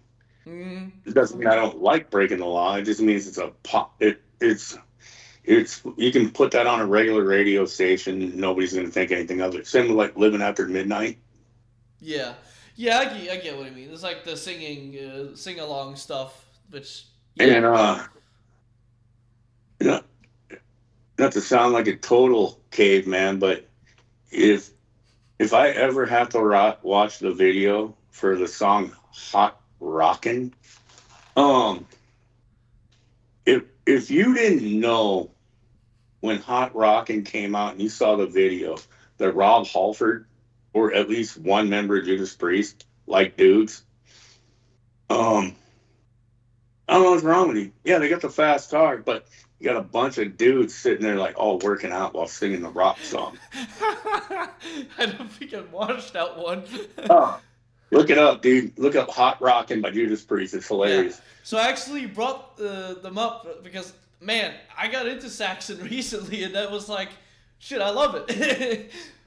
Yeah, well, like it's weird because I like Angel Witch, but I don't like Saxon. And when I say I like, I'm not a fan. I just enjoy it. Yeah, okay. I You mean, know. Angel Witch, Oh, I for mean, I the would still say it's like different styles and stuff and yeah. all in all. Like, for example, Oh, the song that I for the have playing, nerds. the song that I have playing in my head of Angel Witch is already more shreddy and more like speed Mhm. melody. Yeah. Here's a fun fact for the nerds. Because I know metal crosses over to nerdism, and I'm not. I may not be an anime and all that, but I got a little bit of nerd card. Um, so the band Titan, which is spelled with a Y, Tytan, Okay. the lead singer of that band is the lead singer of a Scottish slash American band called Lion from back in the 80s. Lion, in my opinion, only has one song. They have nothing else. The 1986 Transformers the movie theme song is sung by the band Lion, and that's the same guy that sings for Titan. Right. There's your nerd thing. It doesn't get much nerdier than that. Yeah, I know the dude. I know the singer from a Transformers theme song from the movie. Yeah, I mean, There goes your Hilljack accent too. yeah. I mean, I don't Yeah. really know about any of that because I gotta say I don't really even watch movies because I mostly spend my day jamming tuneskis. That's what it is nowadays. Um, Most of my days driving around in a truck looking out a fucking windshield and then going like this, time to fix the forklift. Hey, you look at a lot of fields too. I can imagine. A lot of fields. I see a lot of cows. I drive by feedlots, so you see like places where they put their cows to get fat. They're not just grazing, but I see the grazing. I drive by horses. I drive by pigs. I saw probably 5 different bald eagles yesterday, or it was following me. That makes Yeah, sense. I see a lot of I see a lot of shit. I go through small towns, somewhat big cities. I'm all over the damn place, but I am home every day, which is great. But like, I jam tune skis. I listen to podcasts. I don't normally listen to people's collection updates because it's like, I don't, it's cool, but I don't really care. I don't, like when somebody's like, even when it's the dog and he's like, hot off the presses. Check out that fresh layout. I'm just kind of like, that's cool. Um, I don't listen to that, and I'm probably not going to. But yeah, thanks, buddy. I But yeah, mean, for me, J Dog is kind of like how he describes Arnold. I'll watch every video. So, J Dog's like my morning radio show. yeah, that's for Like I'm me. on my way to the shop or I'm on my way to a job site. I put on the dog. I start driving down the road. I hear "Sup, devils," and then I'm like, cool. And then drinking the coffee, driving down the road. Hoagie, I need to. What do you mean you don't like it? Keep on that mouth shut. Near the headlights. You know, and all the classics. And, and it's entertaining to me. And for people that understand that all it is busting balls for like 20 minutes, um, great. You're on the same side as me. Yeah, he just said he called you a poser, but at the same time, he just said something where you're like poser. And you're not hung up on it. And then, J Dog's done squawking for his 20 minutes, and now I'm probably listening to Deicide self titled for the 9 millionth time in my life, or I'm listening to like Carnage again, or or Asheron. Carcass, Hartford, or my own stuff, whatever, or Hypocrisy, because I will never get tired of Osculum Obscenum. And surely And Asheron's in there too. no, Asheron's in there a lot. Same with Vincent Crowley, because I like to put on stuff where I don't have to go, all right, well, I heard that song. Time for a different album. Um, I don't like to jump around a lot. I like to put on something where I don't have to think about it. I can just listen to it and be like, Yeah. yeah. You know, um, like I'll do that with DRI because when I got into metal, I also got into the crossover thrash that was coming out around the same time or had already been out. Like it was weird because I got into Slayer, Misfits, Creator, all that shit around the same time, and Danzig and all that. Because, like 88 would be when I probably started buying my own shit and just going, a skull. I need this cassette tape. Um, this says the devil. I need this. Like that's how I got Satan Court in the Act. But I bought it the same day as Death Spiritual Healing. And I was like, when I first heard Death, I'm like, that double kick is fast. But I didn't know better. Yeah. And, like when I heard him growling in Living Monstrosity, I'm like, ooh, those vocals are brutal. And, of course, it was 1990. But then, like, I put on Satan, Court in the Act, and I'm like, can you call yourself Satan? I expected it to make Death sound like Kylie Minogue or whoever the hot new pop lady is. He actually name dropped another one that Lop likes. Oh, Lops into Kylie Yep, Minogue? yep, yep. Mariah Carey and Kylie Minogue. Yeah, I can't really shit on them because at least when they came out, they actually had to sing. Yeah. That is the thing that. Not like the stuff now where um if you manipulate the dials correctly, I could sound like that. Um, because my singing voice is not what I would call good. Hence why I do death That's metal. the thing. I wouldn't even call my own singing voice good. Yeah, dude. Like if I'm listening to Danzig, it sounds to my ears like I can sound like Danzig. But if I'm not listening to Danzig and I try to sing like Danzig, I don't sound like Danzig. So there's not any clean singing dancing covers coming soon. No, that's why my two covers of songs that he's done, one a Danzig song and one a Sam Haines song. Yeah, that's why I did death metal vocals Yeah. because I cannot. I mean, like if I'm joking around and not thinking about it, maybe I could sit there and do the yeah, you know, Yeah. all that So stupid shit. what's the recent one, the Sam Hain one? The Howl Yeah. is That was originally on the album Initium. I like that one. It was pretty groovy. Yeah, well, like when I programmed the drums, I looked at the drum tab for the Sam Hain one because I'm like, I'm not really gonna change it. But obviously that drummer didn't have a double kick, so that's a floor tom that he's just beating the whole fucking time. Yeah, makes And sense. then when the only times that you actually have cymbal in that song is when he's not beating the floor tom. Yeah, it's fair.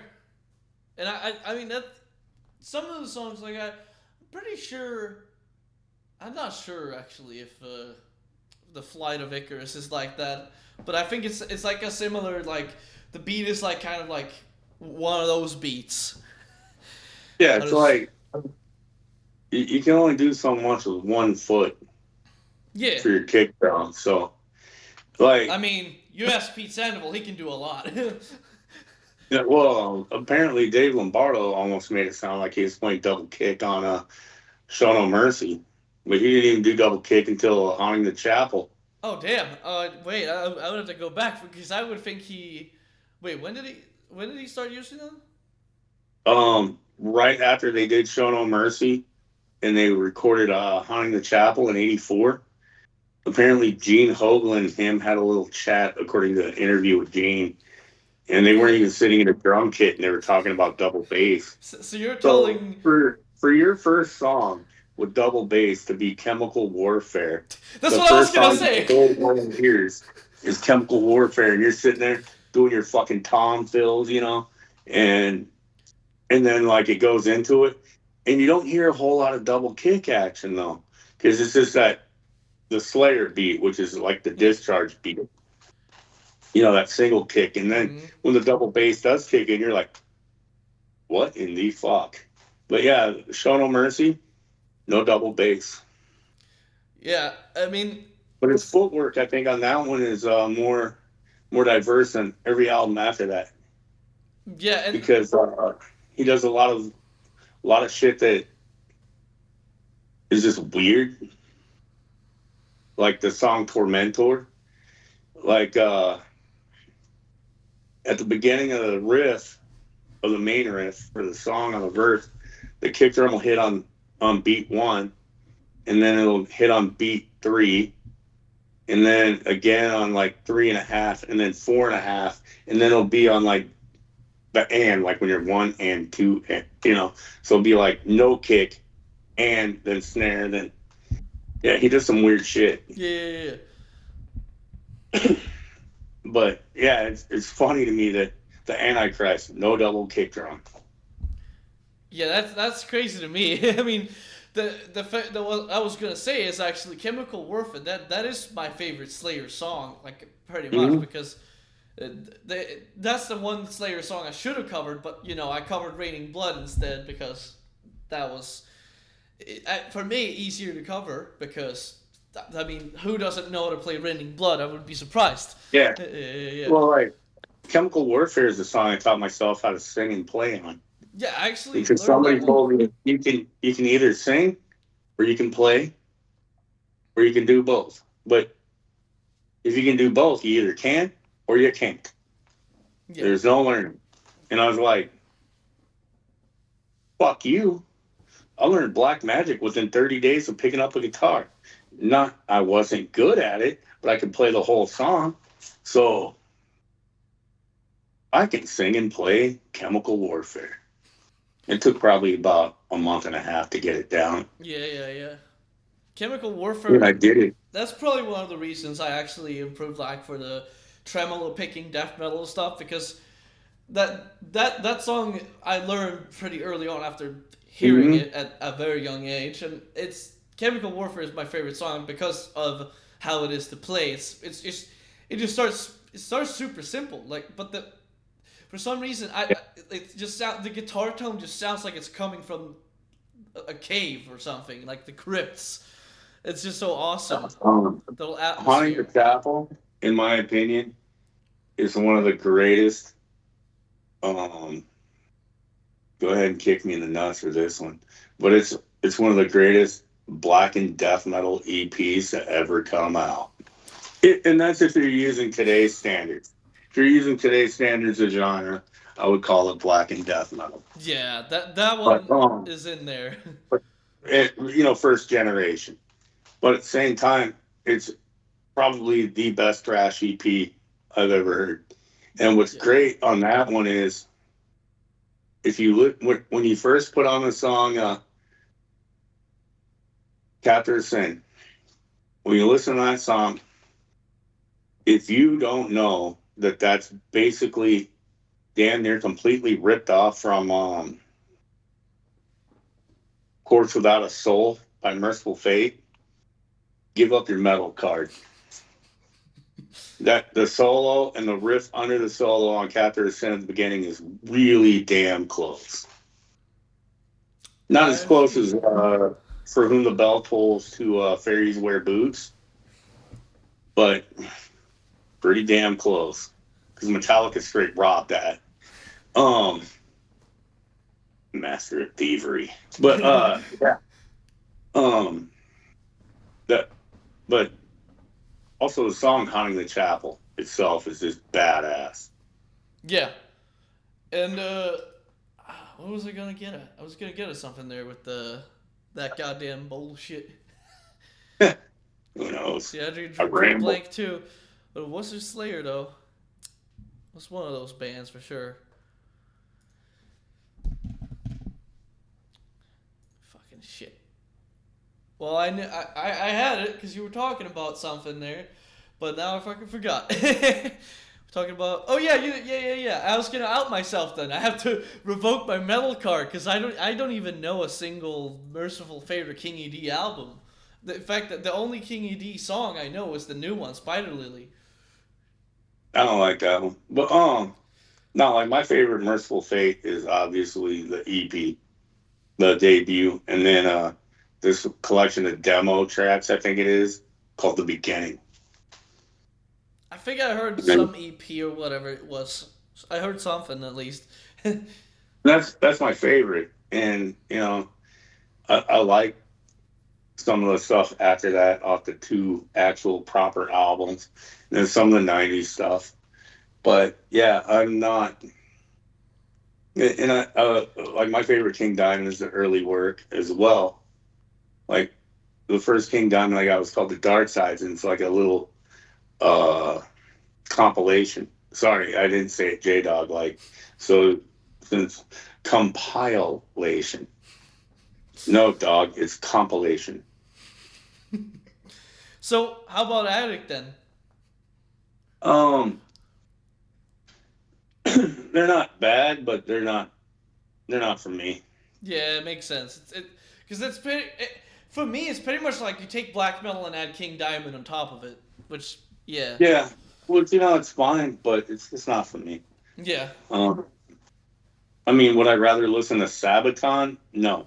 Oh hell But no! Dude, I have to tell you this story actually. Before Saxon came on the show, came on the stage, they were playing Sabaton out on the PA speaker. And I was like, "Ugh, aren't they Sabaton." like Sweden's new ABBA? I don't know, but I physically was disgusted when I heard it was Sabaton. The guy next to me who had a leather jacket and fucking Baffery patch on one side, I forget what it was the other side. He was like, he noticed it because I was like, oh, I was literally like out loud, not even giving a fuck who was standing next to me in front row, just So pissed off like that I had to hear it. But yeah. so like Amon Amarth is what you guys' version of Metallica. So Sabaton's like your Guns N' Roses. Yeah, the difference is I like Amon Amarth and Guns N' Kidding. Roses. I like the first couple albums up to Versus the World. I like that one. Then after that, it's like they just started putting out the same album over and That's over fair. again. I do like the I one mean, the with Going on Our Side's pretty good. the only one I really know songs of is the one with the Twilight of the Thunder God song, Mm. and they also have that other song that's really popular because they have LG from Entombed on there, but he sounds Ah, really deep and growly on that one, so I loved it. So, I but got it's pissed again. yeah. Damn it.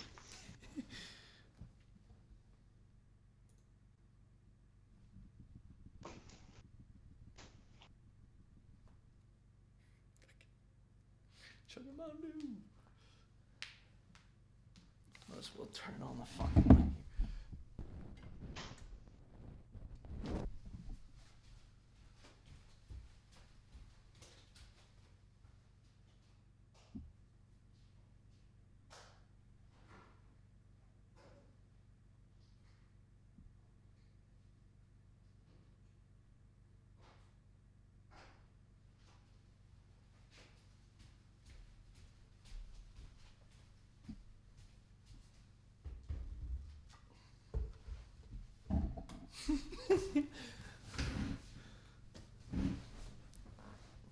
Oh fuck it.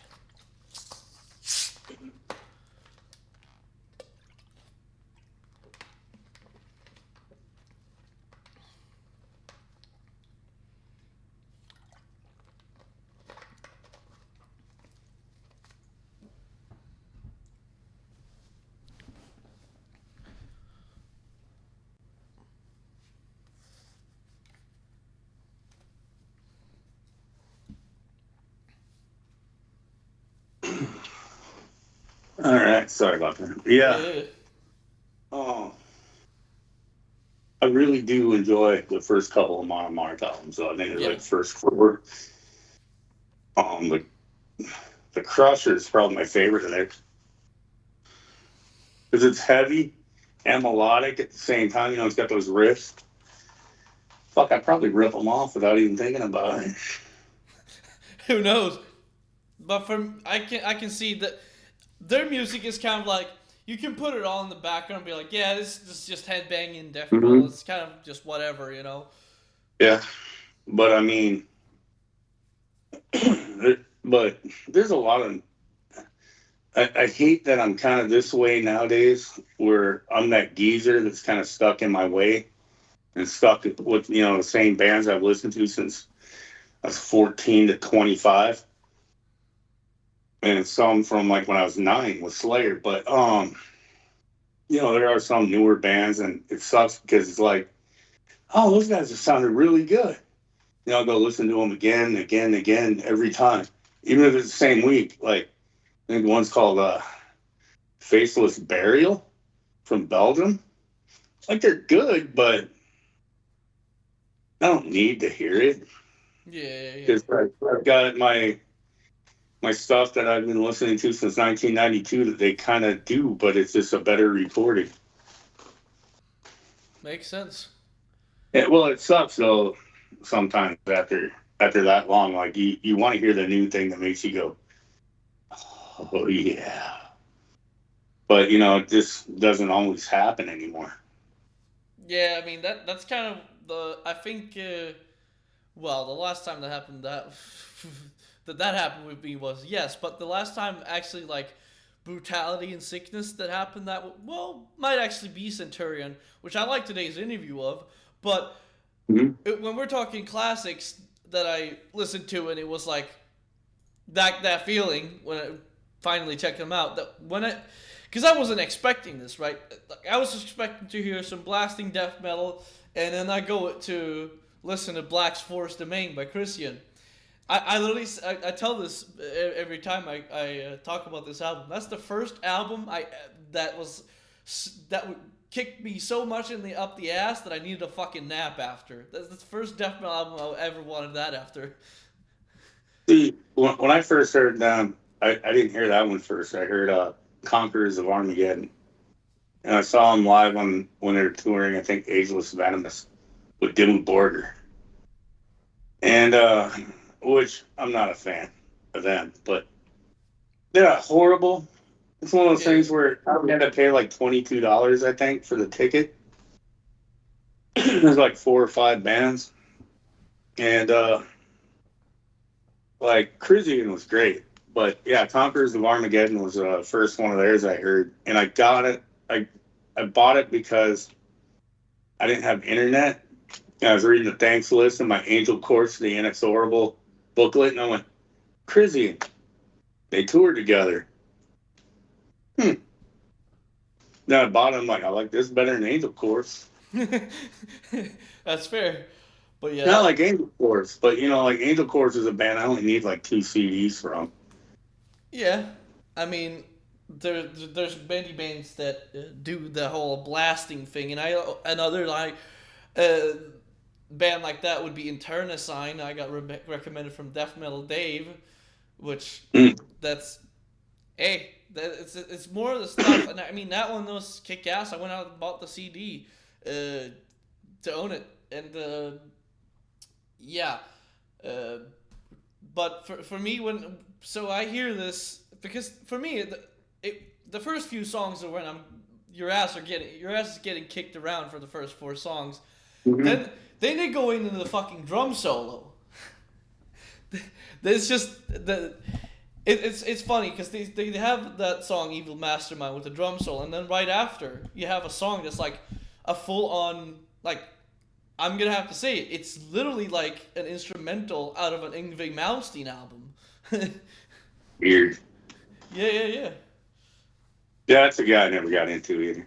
Yeah, well, it's interesting that's what the song "Infamous Glory." It's this that playing the instrumental with the shredding. Well, like I never got into the shred guys. Like I could like Gary Hoey and all them guys. It's like I I recognize that they're good and great and masters of the guitar, but I don't want to hear it. I want to hear a damn song.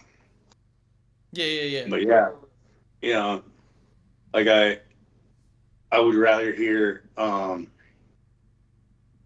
the Exploited any day of the week than that, or the Misfits any day of the week than that. And I don't care what era, as long as it's not a song that sucks for the Misfits. But because I like the whole, oh, I'm like J Dog. I like it all. Yeah. Took me a little bit to come around, but yeah, I would rather hear that than listen to Steve Vai all day. Yeah, I mean that's fair. But that's what picked up on the Christian album, even ironically. Those guys are just like Crisian's a band I actually have to be in the mood for. Yeah. And sometimes I think I'm in the mood for it, and I'm like, no, no, I wasn't. And then other times I'm like, I don't know, maybe I'll listen to Crisian. And I'll put it on, I'm like, oh yeah, that's the stuff right there. Yeah. Have a moment, sit back, and just while yelling along, kill, kill, kill, Lord Jesus Christ, or however he says that on the title track. But yeah, and I met the brothers once, but I've talked to the guitar player like twice at two different shows. Great guy. Moises, I believe is his name. Great guy. Yeah. Yeah. Yeah, but like my old ass, I'd rather throw on Vader right now than something that came out last week, even if it's better in every way. Yeah. That's fair. And I think it's because I heard it first when Vader did it. Speak. That sucks being a geezer. Yeah, I mean, speaking of Vader, actually, did you ever have a cutoff with them? Uh, Probably um not really. Like Vader's something I can just grab any album by. Yeah. I may not be able to name a song, but it's like it's Vader. You just know. It's like Dismember. You can put on any Dismember album. You know it's Dismember. You know, they just have a sound. No matter who recorded it, doesn't matter the fucking production, nothing. You just know. Dismember, Vader, you just know. And like Slayer, you just know. Doesn't Yeah. matter what guitar tuning, you just know who it is. Creator anymore, no. Creator, my cutoff is probably like later than most people's because I subtract everything from 1991 to 2002. But because I love Coma of Souls and then I love Violent Revolution, but nothing in between.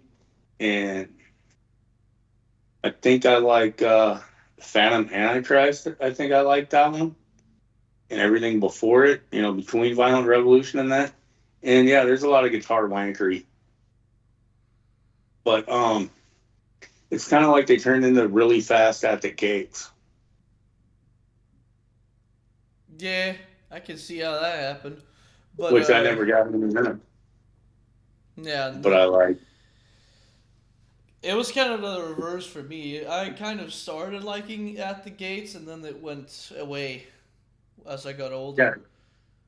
Well, I liked Blinded by Fear, and then I was like, then I think I liked the rest of Slaughter of the Soul, and then I went backwards and liked it, and then I tried to put it on one day, um, 20 years ago, and I was like, meh, I don't care. And then again recently, and I was like, how did I like his voice? How did I get into that guy's voice? And then I just couldn't. And like In Flames, my cutoff with them is probably Colony because I really like Horacle a lot.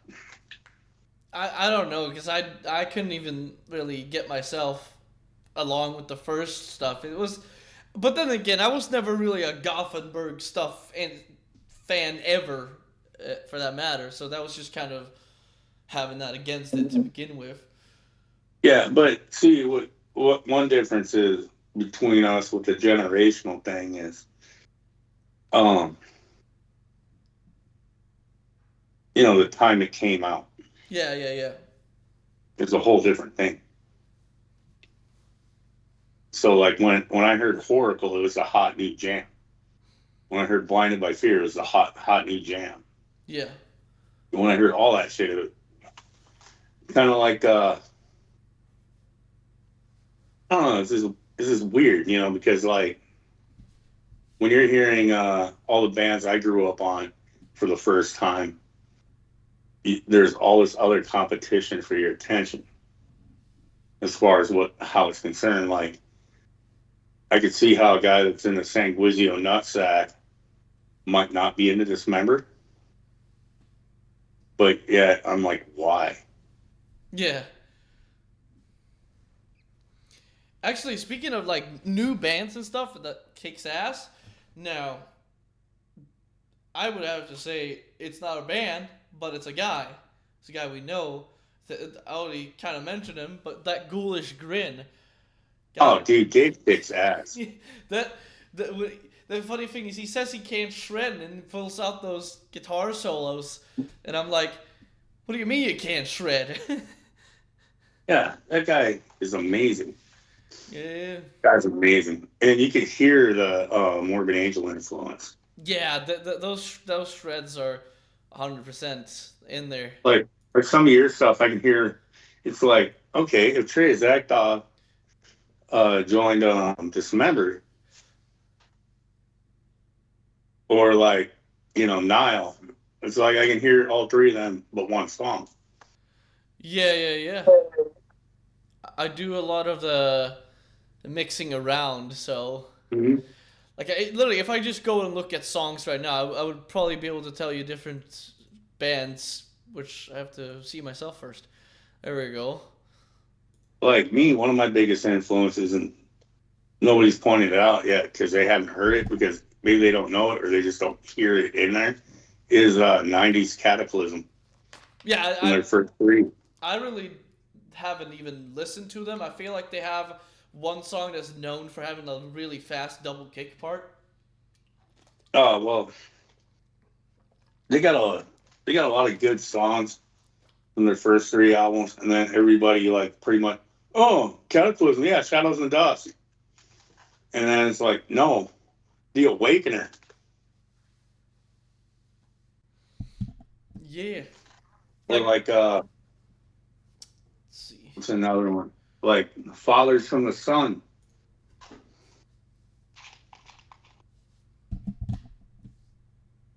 God damn. Yeah, I've been battling like a sinus infection the last few days, Oh, and that's fun.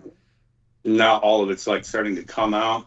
I got an empty bottle over here, and it's like that. I look like I'm dipping and spitting my fucking chew spit, but not like a lot of it.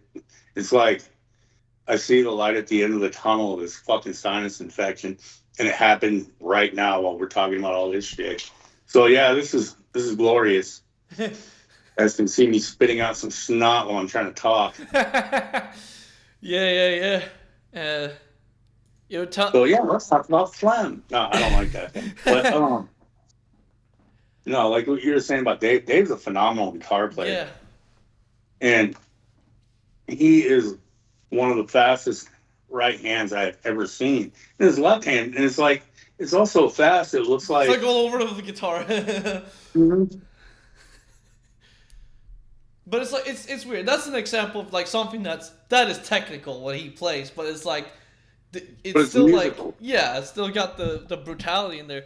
And you were talking Mhm. about like different styles. Like let me think here. Like it's different because if I haven't heard my song in a while, that's gonna definitely like make it harder for me to know what the hell I was influenced by. But for example, yeah, I did the song about I did this like a Lapolic theme song, the Bearded Menace. I did the vocals like John Tardy, and then the riffing is just like straight up I don't know groovy jamming death metal, and then you have something like the first song being like I take like a dark funeral thing and stuff going on,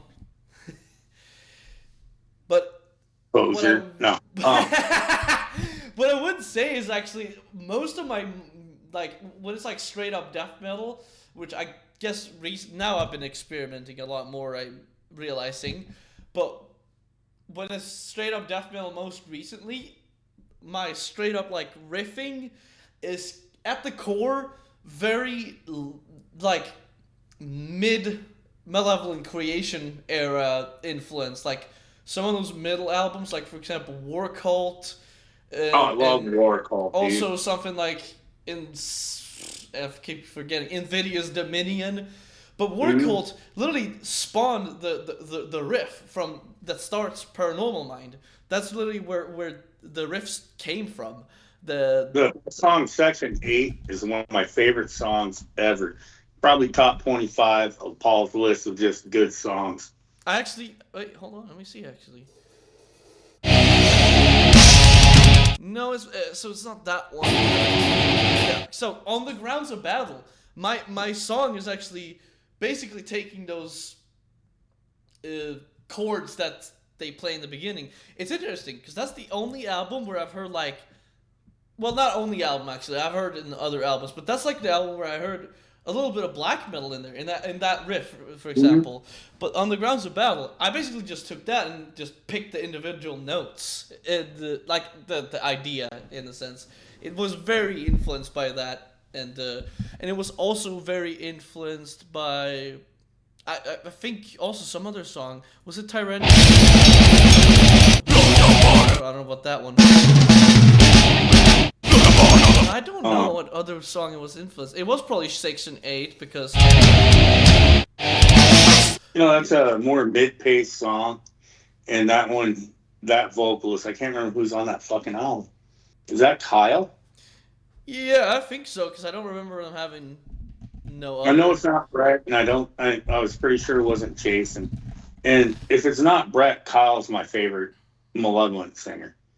It's like I love Brett. Brett's my number one. But if I can't have a Brett album, I want to listen to a Kyle album. Yeah, Kyle is on there. For Oh, me, here's a fun fact, Mr. Nile fan. yeah, I believe Dallas, that used to be in Nile, wasn't that his name, Dallas? yeah. Yeah, I believe he was in Demonic Christ for a little while. Oh, interesting. U.S. black metal. Um, the lady that was the main person for that band is Dana Duffy, and they're really, they got that early '90s black metal sound, obviously. And she does the vocals, and they sound very traditional black metal. But yeah, he does some vocals on it as well, and you can tell when he comes in because it's like that low guttural. Yeah, so for me, my favorite vocalist in Malevolent Creation is, unfortunately for most people, Jason with Eternal. Yeah, But for me, that his style just sounded so pissed off. That's the same thing as with like the Glenn Benton, why people like with J Dog. It just When I first heard him in 11 Creation, on Eternal, and what's the fucking name of the opening song? But it just No seemed Salvation. really, yeah. It just like I love the song No Salvation, but which bothers me. I couldn't remember the name off the top of my head, but the way he just does that rah rah rah, it's just monotone, and then like he rarely fluctuates his vocal throughout the song at all, and it doesn't sound like he's particularly angry, but he doesn't sound happy. He's just kind of like a newscaster. I don't know if that's what he's going for. Like, today we had a fire that burned down an entire apartment building. Film at 11, John. And I don't know. It took a long. That was a slow grower for me on that album. But I did really like the song Blood Brothers. Oh yeah, that's one of my that's actually like literally this is how I got into Malevolent Creation. I found out about the whole because you go on YouTube and you see in your recommendation Malevolent Creation and some in parentheses the KKK show. You're gonna fucking click on that. So I go and click on it and I read the description because it just happened to catch my eye, something I saw in the description. I read and they were talking about like they were talking about They Breed, essentially the song, because of the naughty N-word at the end. Whoops. Yeah, I know. I'm very familiar. I remember when that was the hot new jam. Yeah, but album anyway. But yeah. So I was like, okay, well, let's hear this naughty song, I guess. Then and then so I go to listen to it, and then so the first song so this is not the first Malevolent Creation. I already know. So before this, I would say that Ten Commandments was my favorite the first time I tried getting into them. But for me, Retribution just never did anything for me. That's the first one I heard. So, but then Ten Commandments took over as my favorite because now I got two of their albums. And then, I liked Eternal. But, fuck, what's that one everybody hates with the weird blue skull thing? The one I love. Stillborn's a great album. It's just the recording sucks, but I think it sounds awesome. Great.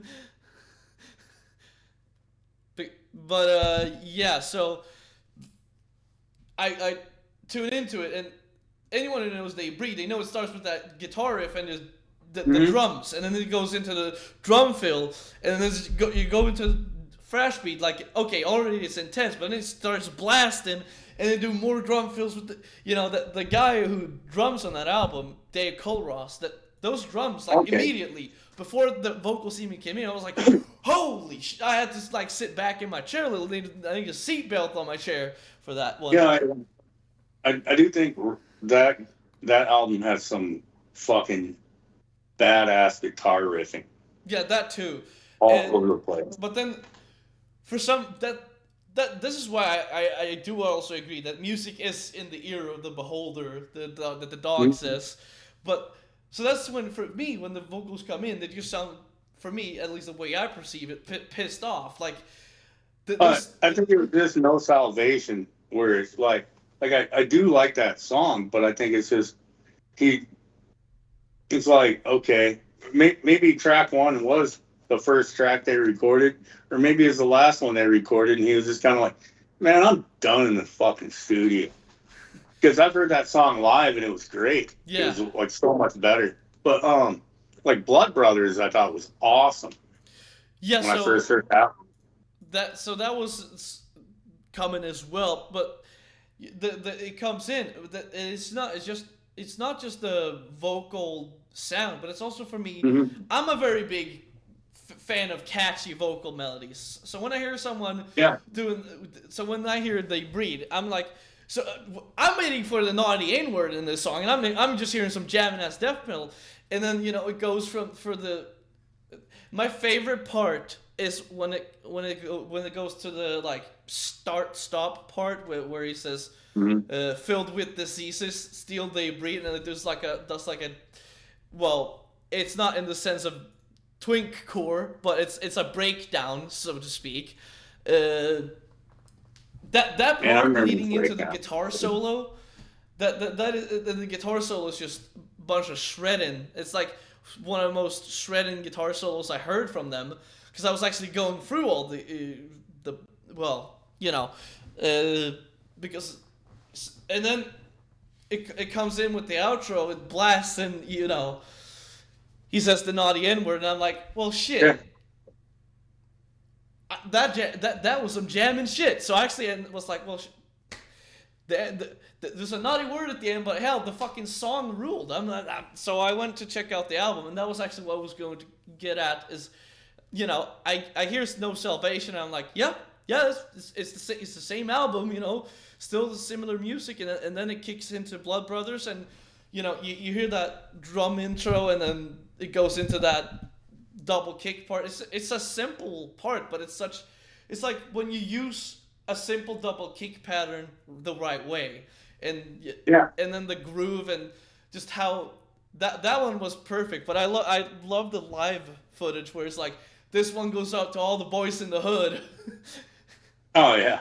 This one's Blood Brothers. You know, I I rarely hear anybody talk about, like, when you want to talk about like guitar players. Yeah. I almost never hear anybody mention Phil as like somebody that may have influenced them in some way on their guitar playing. You don't hear like a lot of people going, "Oh yeah, dude, I was growing up as Phil from Malevolent Creation," but Yeah. yeah, you hear it everywhere with a lot of the more technical players, as they want to call themselves. You'll hear a little shit that Phil does from Malevolent Creation, or even the guys that were in Monstrosity, because they're kind of technical, but that's probably like my limit of technical, because like they're doing shit I'm going, yeah, I can't play that.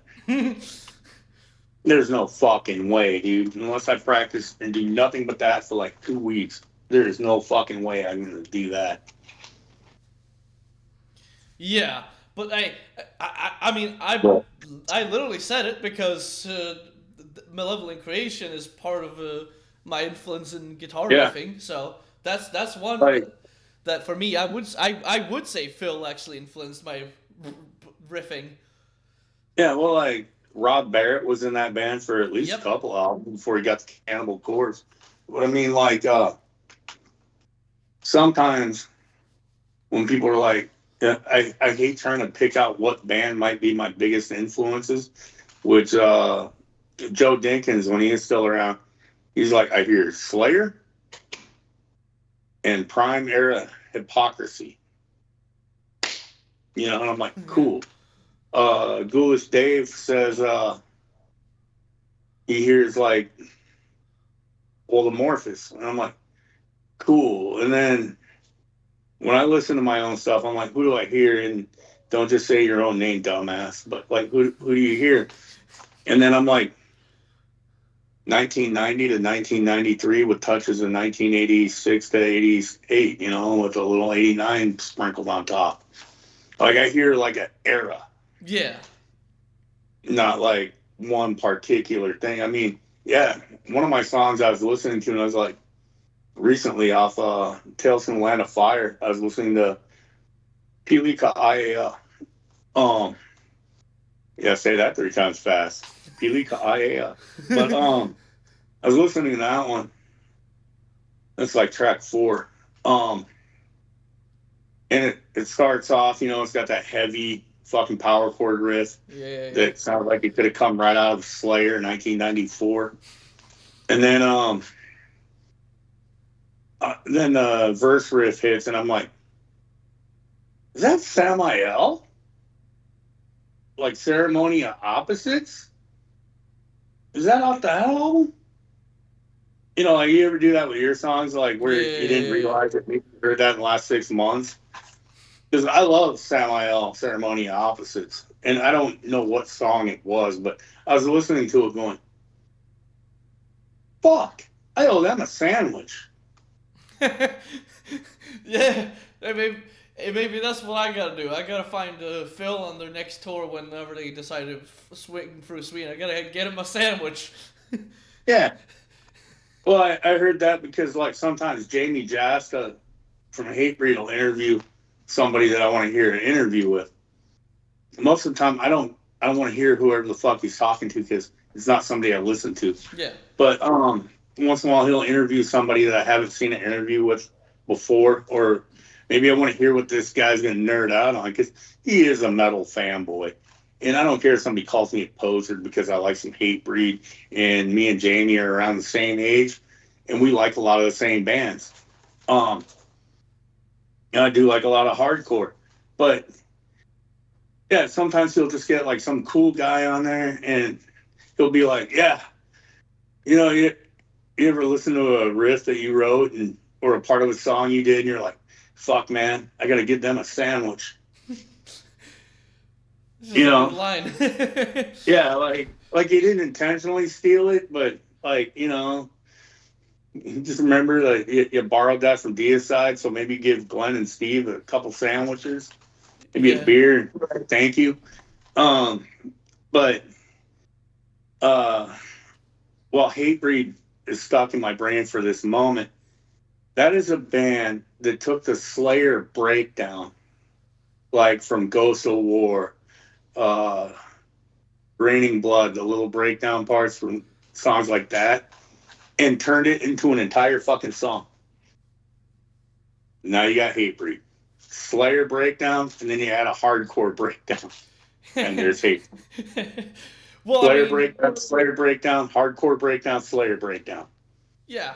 I mean, I like the hardcore stuff too. That's a 12 big albums of that. that's a big thing that I get. Big part of what got me into heavier music in general. Like Yeah. the Well, I went song, from the the metal to the song, hard. the song "Injustice System," for example, by Sick of It All. That got Mm-hmm. me into and Enforcers Leeway. Like a lot of that stuff, like really got me into that kind of style. And Yeah. obviously now I know the Dying Fetus, and they're basically doing what like deathcore used to sound like. If you know what I mean, it's Mm-hmm. like what death metal actually like was just a hardcore pinch. Well, like I know when I started playing guitar, the main bands I was listening to were, and this is 1990, so I had not heard Swedish death metal. Yeah, It was like late 1990, so I didn't know Swedish death metal. I didn't know New York death metal. I didn't know Obituary. I knew the band Death. I knew Death, Slayer, Creator, DRI, SOD, and Misfits, Sam Hain, and Danzig. That's basically mostly what I listened to. And a little Cryptic Slaughter. But that's all I really knew. And Motorhead. I'm like, so that's what I was like when I was playing guitar. And then obviously thanks to Slayer, I had to tremolo pick everything. yeah, Every fucking thing. And then when I got to death metal, that's when it started evolving. But like I think bands like Poison Idea coming into my ears is probably what helped me also with playing. Because Marduk, great black metal band. yep, What's one thing that they do really well? They mix hardcore punk riffs with generic black metal riffs, but by generic, it's a good black metal riff, yeah, but yeah, it's like yeah, one you already heard. But I swear, dude, they're like ripping off Poison Idea right and left while they're ripping off Emperor. yeah. And Yeah. I'm not saying that to be a dick because I love me some Marduk. You put on the Hangman of Prague, I am a happy fucking guy. Um, same guy Slayer talks about on the song SS3. But yeah, they did it first, damn it. But no, I think that's great shit. But it's like it shows that just because you're like Hypocrisy on the song Mental Emotions, it goes from one of the most metal intros ever. And then it hits the part where the drums stop. You know, you got your double kick. They're tremolo picking the fucking riff that they were just playing single note and letting ring out, and then it just stops. Then the bass comes in. What do you hear? This fucking 1984 fucking exploited type thing, and then he does the, and then the song takes off and it turns into almost hardcore punk with different drums. And I think I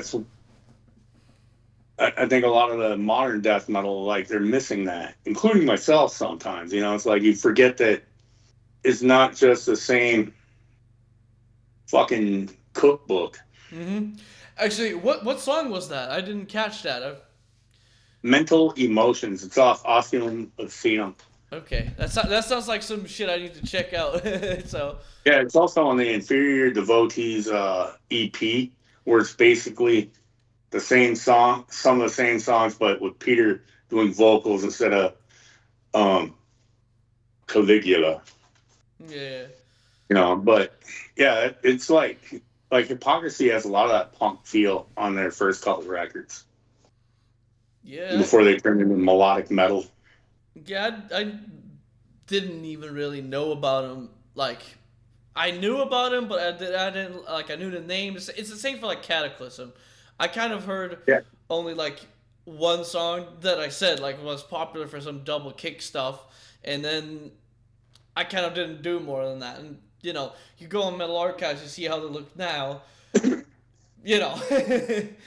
Well, being, I'm gonna say the most ignorant American shit now, because I'm from a country I'm from a state that's like currently it's bigger than a lot of European countries with Nebraska. It takes like 6 hours to drive from east to west. So here's your ignorant American shit about Sweden. Hypocrisy, aren't they like right around the corner from you? I mean, you're like right down the fucking street. Don't you like go into the fucking coffee shop and see like Peter Cochran sitting there while he's like cutting it up with what's that guy from Grave? I can't even think of his fucking name. But they're in there playing cards while drinking their coffee, and hanging out with the guys from Entomb, the surviving guys and dismembered guys, just all hanging out right there. Meanwhile, like 6 blocks, that way, you got fucking like the whole Gothenburg crew hanging out. Don't you have? I I wish. know it's bigger than that. I know know. Sweden's bigger than that. But yeah, that's how a lot of Americans think. It's like, oh, Sweden, that's the size of Delaware. Well, kind of, but like not that extreme. But yeah, I understand. For me to go to Stockholm, it doesn't feel like a long drive. It's only like 3 hours on the bus. Oh, see, a 3 hour drive for me is approximately a little over 200 miles. Whatever that is in my unit. Yeah, I don't know what that is in kilometers. I only knew kilometers yesterday because I could push the OK button on my steering wheel and it would tell me like you were going 170, 130 kilometers. Okay. Oh, that's per hour. 32 kilometers. Okay. Well, that's 321. Okay, but it's that we call that 32 miles, but not the kind of miles you guys use. Yeah. But I mean, like when I have a fun short story about my one time going to Sweden. Oh, nice. 1998. I just got done with a tour in Europe. I was stationed over in Kosovo when I was in the Army. So you got 8 of us that are like all in our early to mid 20s. I was 22. And we thought we would drive around Europe like you would drive around the United States of America. Not like you would just drive around like Texas. But like, because we knew the countries were small, were more like the sizes of our states. And a couple days into it, like we actually, we had to fly, but we went to Sweden and we were in Stockholm. And we're standing there. And I'm seeing these flyers that look like metal, but I can't really read them because Last time I took Swedish was never. Um, so me and my buddies are talking. An important part of this is there's two black guys with us. Well, his car pulls up, and we don't realize that the knowledge of English in Sweden is way better than the knowledge of Swedish in any part of America. Yeah, yeah, So his car pulls up, 1998. These guys get out with an accent more like yours, but they're trying to sound like hip hop gangsters of the early 90s. A guy was wearing an LA Kings jersey, and I found that extra funny due to the fact that I figured Sweden's got better hockey. But they pulled up listening to NWA straight out of Compton, which I'd heard that song like 500 million times by that point. But it's like 10 years after. And, there's no internet. It's 1998. So I pull up and you hear the straight out of Compton, Chrissy motherfucking name, Ice Cube. And, some guy yeah, named yeah. Anders and Aaron and Jens and shit like that. And they're like, hey, yo, what's up, dog? But with a Swedish accent. I mean, they were like the friendliest guys. I'm not trying to make fun of them, but it's just funny to me that, like, somehow they tapped into MTV America or whatever, and they were watching, like 80s and 90s rap music. And, they told us, they translated shit for us, helped us find somewhere that wouldn't upset our sensitive American stomachs, and helped us get drunk. And nice guys. But I thought it was hilarious that here I am in Stockholm, Sweden, where to a 22-year-old American guy, I'm like, I am in the death metal mecca of Sweden. I'm not by those melodic, like, Forest Fairy Swedes. No, I'm by the Swedes that actually kill people with death metal. I'm by Unleashed and Entombed and Dismembered. But no, these guys pull up. Hey, yo, what's up? How you doing, homie? And they're like N-word and back and forth all over the place. And the two black guys with us that are, we're all buddies, and they're all throwing it right back at them. And they're all like, oh, cool. And no, it's cool, man. It's fucking hilarious. But Yeah. I never gotten to actually tell somebody from Sweden that damn story while we're like actually talking to each other. That's cool. I mean, this is funny because like 1998, it's funny to summer. me because that's like one of the only rap albums I like. Oh, NWA straight out of Yeah. Compton. Yeah, like I'm not a fan, but I'm not deaf. Yeah. I've heard it so many damn times in my life. Yeah. Like I grew up in my household. It was a lot of rock and roll and pop music, Hawaiian folk music, and weird shit like this guy named Jerry Vale from like the 40s or 50s that my mom listened to.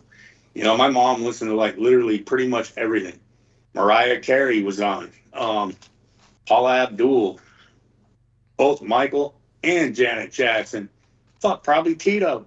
Um, but yeah, so we had all that, and the Tears for Fears and Bon Jovi. And then my mom heard the Metallica Black album and her whole life changed.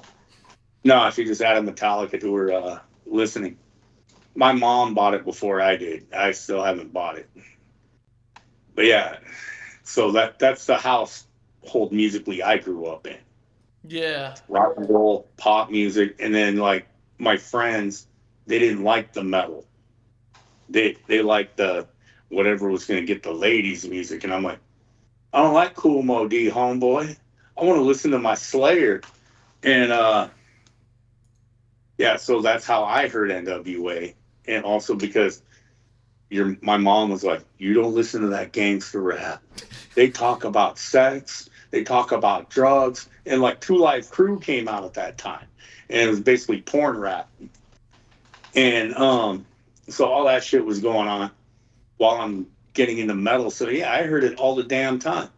So that's why I still know the straight out of Compton, crazy motherfucking name. That's why I can still bust that short snippet. But yeah, Oh, I thought it was hilarious though. Swedish dudes dressed like LA gangbangers from TV. yeah. Yeah. Yeah. I was actually so I kind of grew up. So I kind of told the story before that my mom she jammed Iron Maiden, but a lot of the '80s stuff. It was pretty much just like Mhm. if it had a pretty boy singer, she liked it basically. So Yeah, well, she's like what, a couple years older than me. I don't know. 'Cause I'm 48 right now, so compared to the dog, I'm a geezer.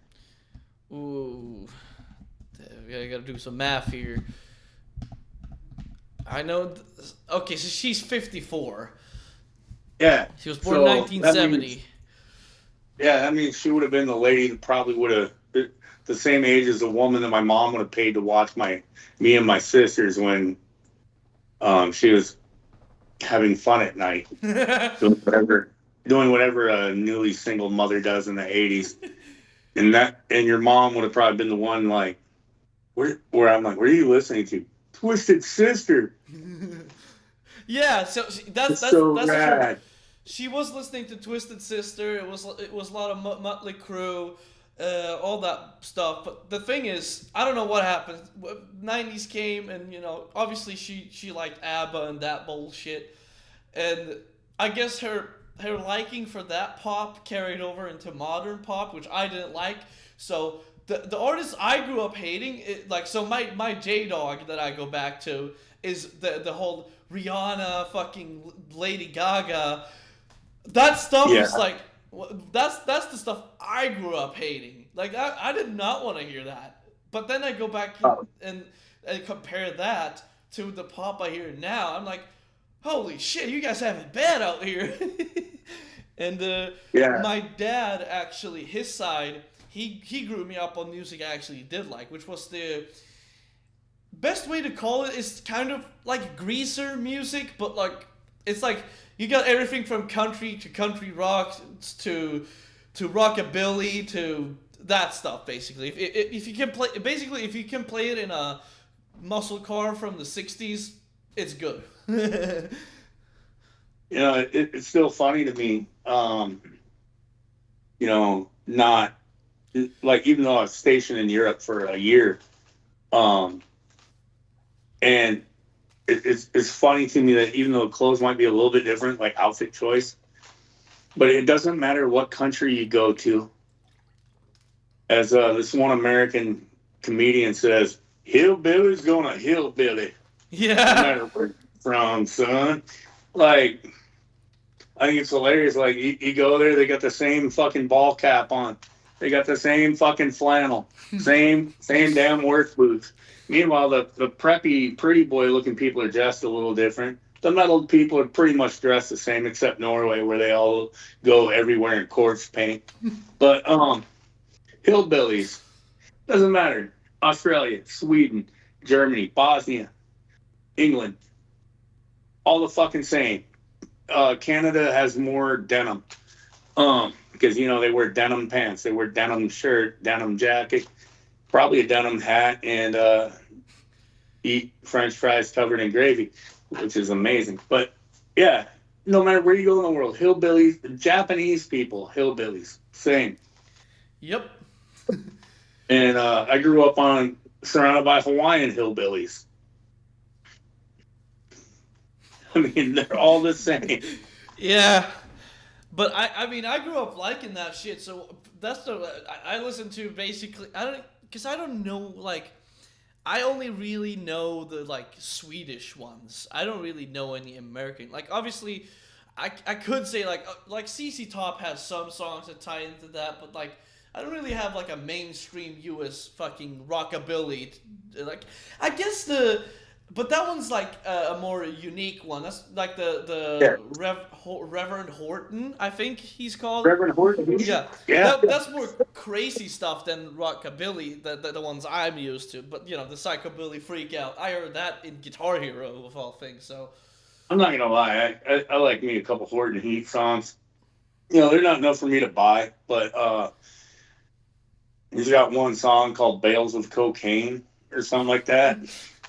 It fucking cracks me up because it's like they're basically flying over Morton Red territory by flying from Mexico over to Texas, and he basically said like he was out, farming, and then all of a sudden something fell out of a plane, and it was unlike any CD you ever saw before, and it turned out it was cocaine.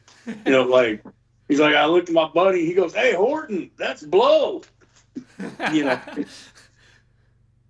so he Yeah. took a little to Dallas, and I'm like, now that's if I'm gonna listen to like rockabilly or country, that's what I want to hear. Yeah. Something that's gonna make me laugh because I was never really a country fan or rockabilly or anything, but it's one of those things though where I don't totally shit on the music if it's actual music and it takes actual talent, and you're not just going like this with a keyboard.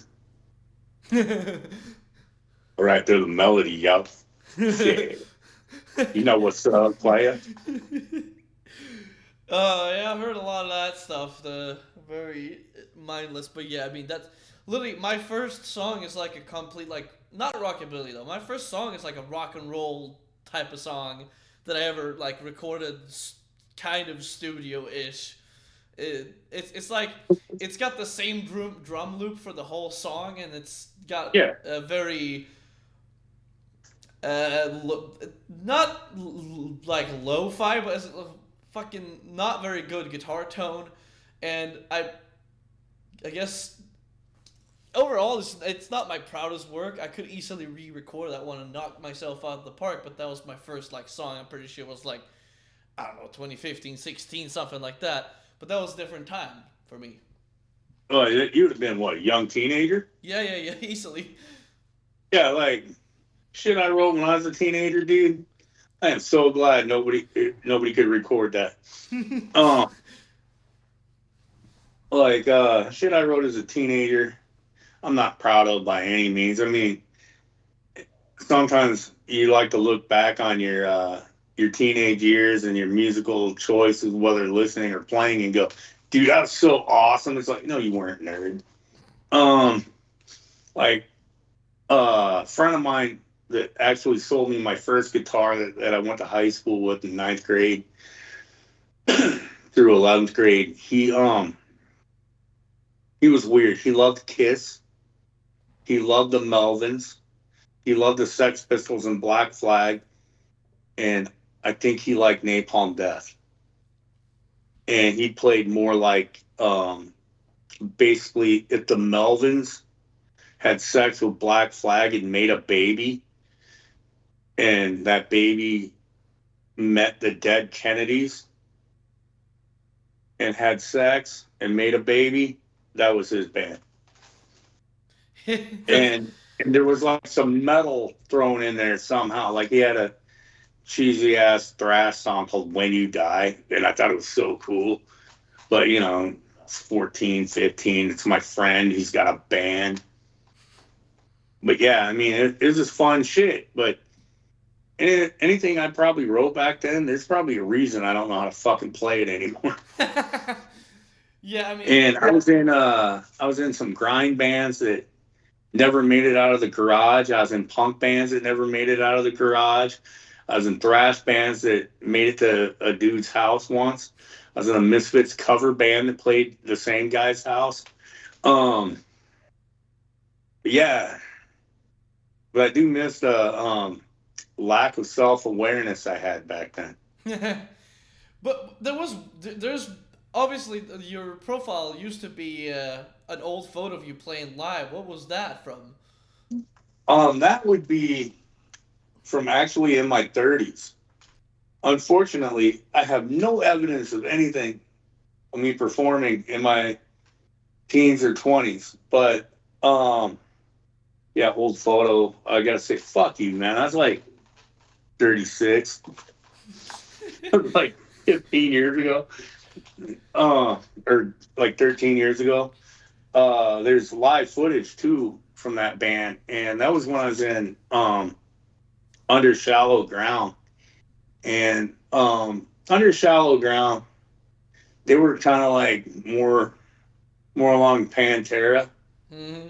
So when I joined them, they're just buddies. And by the time I joined them, I think I was like guitar player 5 or 6. I think they're on bass player like number 3 or 4 during the time I was there. And then the guitar player that taught me to play all the songs was not one of the original guitar players. Okay. And one of the like guitars number 2 or 3, I think, taught me a lot of their music. And the original guitar player was one of my best friends at the time. So, like we were all buddies and I wasn't in a band and they're like, "Hey Paul, you want to try out?" I said, "Yeah, I'll try out for your band." And I went, "Just don't call nobody else. Because after I show up, that's gonna be it." And yeah, I admit that's cocky as fuck. That's totally fucking cocky. And probably cockier than I needed to be, but they didn't call anybody else. And there's another bald guy that joined the band that I had to teach all the fucking songs to. That was like guitar player number 6 or 7, and on his channel is actually an entire live set. And I got clips on my channel from that video. Nice. But yeah, they were they were heavy rock with some Pantera or Slayer influence in it. So not heavier than Pantera. No, they were not heavier than Pantera. They weren't even with 2 guitar players. They weren't quite as heavy as Pantera. Hell, they even had a black metal sounding song, but the guy that wrote that one wasn't in the band to teach me. Um, and the guy that was in the band that taught me, you know, he quit, but he never learned it. But they had a lot of their own songs. I only wrote three songs with them, and luckily they made it in the set list. And they sound completely different from each other. I mean, you can tell the same guy wrote them. You can hear it, those songs, not the songs themselves, but you can hear that style in eye. This is fun. Yeah. We recorded a CD that cost too much money that nobody's ever heard. I don't even have a copy, but yeah. So most of my live photos are from a 3-year time period in my 30s, where it was the last band I was in that played live, and I was lead guitar. You can barely hear it unless you have really, really good headphones because it's not the best live video footage. But I'm actually doing guitar solos. I'm ripping solos right and left. I didn't say good. Yeah, okay. That's okay. I didn't say good. I mean, there's 2-hand tapping. One time, some guy accused me of sweep picking. I'm like, I didn't know there's enough beer to make me do that right. And in the video, in the live video, I'm not saying this to sound cool, but I was drunk as fuck. I'm pretty sure that night, and I drank quite a. I'm drinking beers in between songs on stage, and I think maybe a mixed drink. I don't know. I didn't pay that close of attention to the video, but um, no, it's a good time, man. Yeah. Like one of the songs I wrote was basically death metal. It's kind of got a blast beat, and the lead singer introduces it, and I'm 6'2", and this guy makes me look tiny. And I was like 230 pounds back then. This guy makes me look like a fucking child. He's like maybe 3-4 inches taller than me. But he's like, "Hey, this song," and I'm like, and I look back in the microphone. I go, "Yes, for those of you that want a 2-step, country dance." Just be a jackass. And no, a blast beat comes in. Mid tempo, not like a fast blast, but just a good trucking blast. And I got a lot of fond memories of playing with those guys. I got a lot of bad memories too, but a lot of fond memories because it's fun. Played a lot of shows, a lot of shows. Um, but yeah, I miss being on stage. I just got to find guys I trust to learn some Kai riffs and want to play once in a while. Yeah. That's usually the general consensus that metalheads tend to be dicks who play guitar. Oh, fuck, dude. Metalhead guitar players are some of your biggest assholes you'll ever meet. And I try, like, if I come across fucking around on YouTube, some kid playing guitar, or just some dude in general playing guitar. And if I don't like what they're doing, nothing. I just move along, nothing to see here. if I come across somebody and I like what they're doing, I'll try to say something, nice. Like, if it's obviously a younger person, I'll try to say something like, "Hey, good job."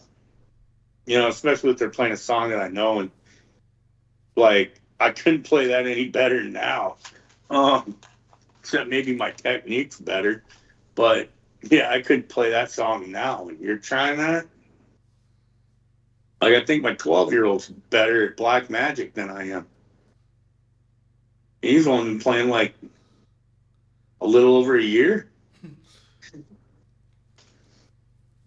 Yeah. But so I try to encourage the other guitar players. But yeah, guitarists are dicks.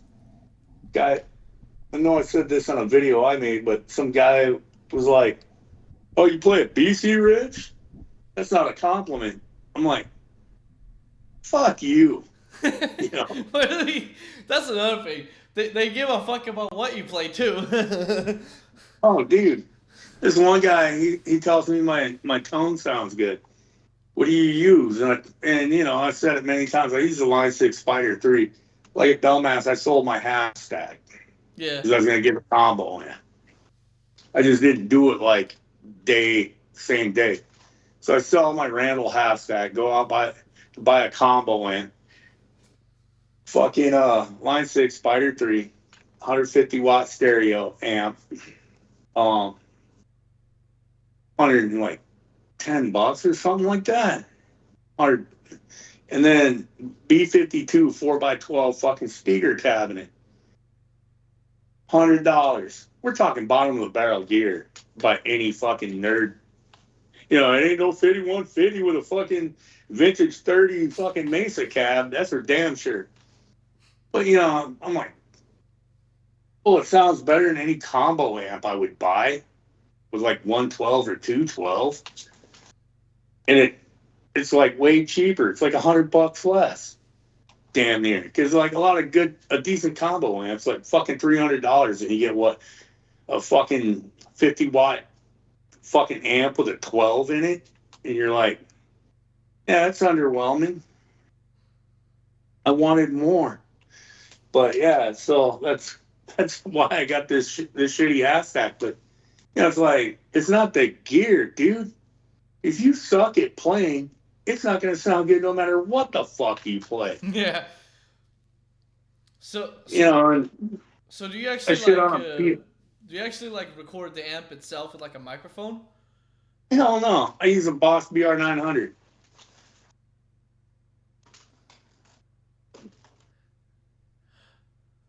See that?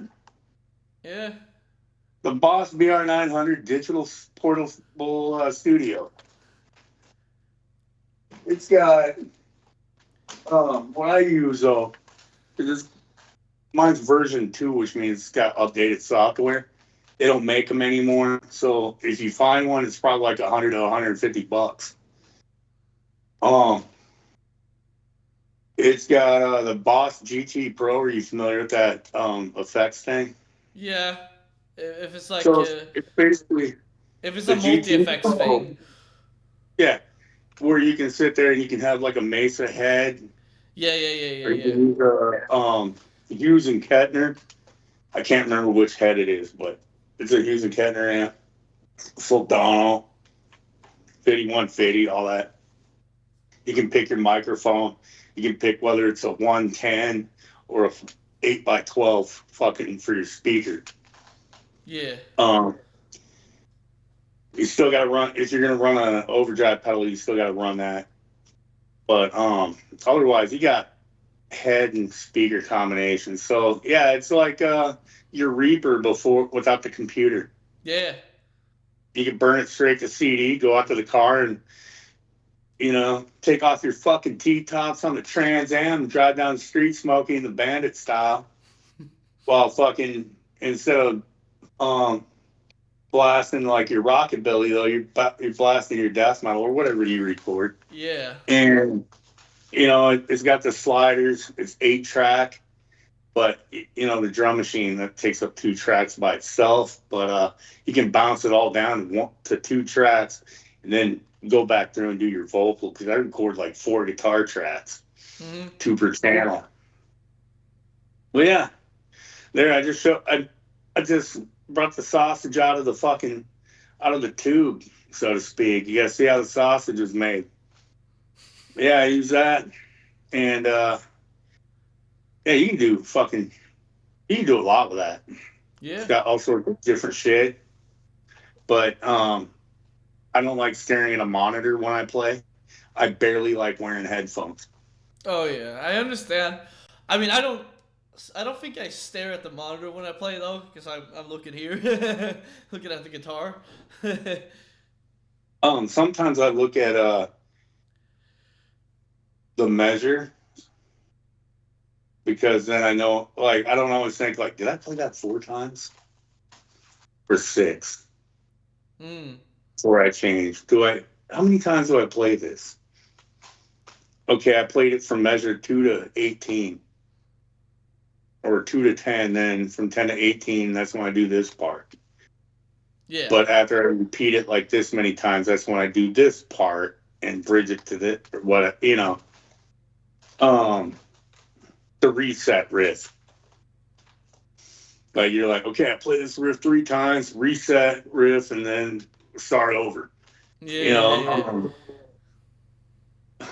I got stupid names for everything like that. But yeah, that's what I use. And some people have been very kind on telling me, dude, your fucking mix is awesome. Really? There's like no mastering, bro. I don't even use a mastering toolkit built in. Me neither. And, yeah. And it's just like sometimes I add some EQ to the guitars after I'm done, but sometimes I forget. But yeah, I mean, it's really handy. For me, my mixing and mastering is changing the volume on the in the Reaper. So there's Yeah, my mixing and mastering is just adjusting the levels of the guitars and hoping that you can hear the drums, the vocals, and the bass. yeah, that's basically what it is. I'm just changing volumes of everything until everything sits into the mix where you can hear your riffs, the bass, the solo, the vocals and drums. Cool. Now Hmm. the mix is over. In fact, Yeah. the newest song I put out with the heavy metal stuff going on, the solo, whatever the fuck I did for that, I'm literally gonna copy that just that what was it called like track like the setup for that track. I'm just gonna copy that and put it in somewhere, some project, to save it because Yeah. that where I placed the guitar in the mix for the Yeah. guitar solo for that one, for me is like whoa, that's the best I've ever put the guitar solo in a song from a mix standpoint, I guess, and but that's like the extent of mix. I don't sit there with like bunch of fancy After Effect EQs and plugins and all that. Oh no. I don't even know what a plug-in is yet. I do know on that BR900 you can reamp your shit. I don't know how to reamp though, but I kind of almost fucked up and did once. But I'm like, it ain't broke. I ain't fixing it. Yeah. But I do get in those traps once in a while where I'm like, well, I wonder what would happen if I did this, for guitar tone. And the next thing you know, I'm like 3.5 hours later, and I'm like, I don't like it.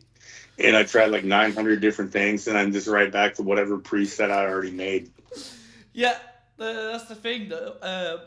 I actually have a literally a full Reaper project just dedicated to having the tone preset, like Mhm. for everything. Literally, bass, guitar, solo, and drums are already set up in that because I don't want to spend fucking 30 minutes setting that up. No. Yeah. And so I actually I have used the same guitar tone since Paranormal Mind, basically. See, I haven't for my stuff because, like, on Conqueror King, it's mostly a Soldano sim on, I think, a lead channel mixed with a Mesa on either I can't remember if it's vintage or modern, but it's mixed with that, and they got um, a Tube Screamer clone from a Line 6 pedal Oh no, I said line six again. I'm a poser. No, I'm a guy that's like I'm not paying fucking $900 for effects. Um, but like yeah, so that's basically that. And then on the Delson Land of Fire, I don't even remember what I did, but I found like a clean channel, and then I ran for three of the songs, not the rest of them, but for three of them I ran a. I don't know which amp sim I used, but I ran overdrive and a metal core pedal Boss for two of the guitars, and then for the other because I quad track everything. So it's like two guitars are like dedicated to this, and then two are dedicated to that. But depending on sometimes it fluctuates between which tone is playing the rhythm and which tone is playing the melody.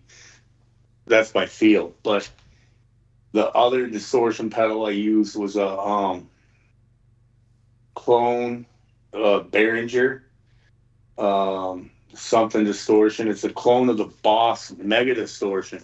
My daughter was going to buy me the HD 300 is what Behringer calls it. My daughter was going to get me the heavy metal, the HM2 basically, Yeah. clone from Behringer. And according to all the details, it was supposed to be that, and it turned into the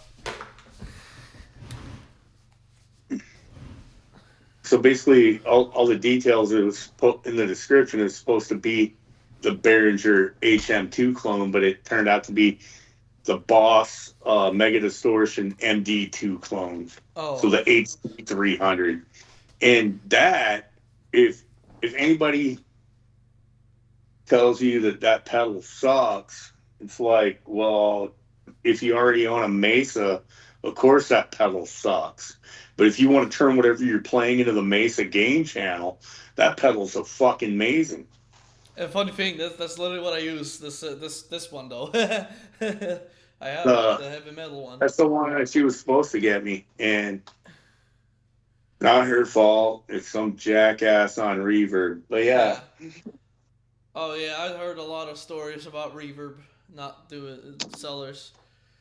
yeah. So the heavy Still, distortion. that's it's still pink. Yeah. No, this is man pink. It's got a little purple in there. It makes it less female and less gay. It's got a little purple in it. Hey, I don't know. When the more purple, the more you're gonna be having issues in the hood. Probably, but luckily I live in a state where the nearest hood's like 240 miles from here. Oh yeah, that's good. Yeah, the nearest real hood. I mean, we got what do I have to worry about? Like fucking cattlemen that are like, hey, yo, what's up, dog? You up here on my pasture, motherfucker? What's up, bitches? Yeah, I Nah. don't use it much, but I kind of want to try to use it more on the actual songs. But I don't. But the thing is, if I plug that in, it's just everything I play doesn't matter what I play. It's just gonna sound like Swedish death Yeah. metal. Well, like I was fucking around with my Line 6 M5. That's where I got my built-in screamer. This is like 180 some dollars, and I probably could have just bought a good overdrive or whatever. But it's got like, if you want to sound like the Rolling Stones, it's got a color drive in there. It's got a Turbo Rat clone. It's got something called Buzzsaw that does not sound like metal. That's the one that sounds like the Rolling Stones, but it's got a bunch of fuzz. And then shit I don't know about, like ring modulator, Oh yeah, that's the. octave synth, and so it's like whole shit ton of fucking stomp boxes. So basically, if you could access and run all of them simultaneously, which you cannot, you could basically have a Pink Floyd pedal board. Um, it's got Pink Floyd level effects in there, like them rotary whatevers and fucking so many delays. And like when I see the reviews, everybody's like, "Oh, that sucks," and there's like two guys going, "This rips." Well, if you said it right, I just basically learned how to finally clone a HM2 on the turbo rat setting.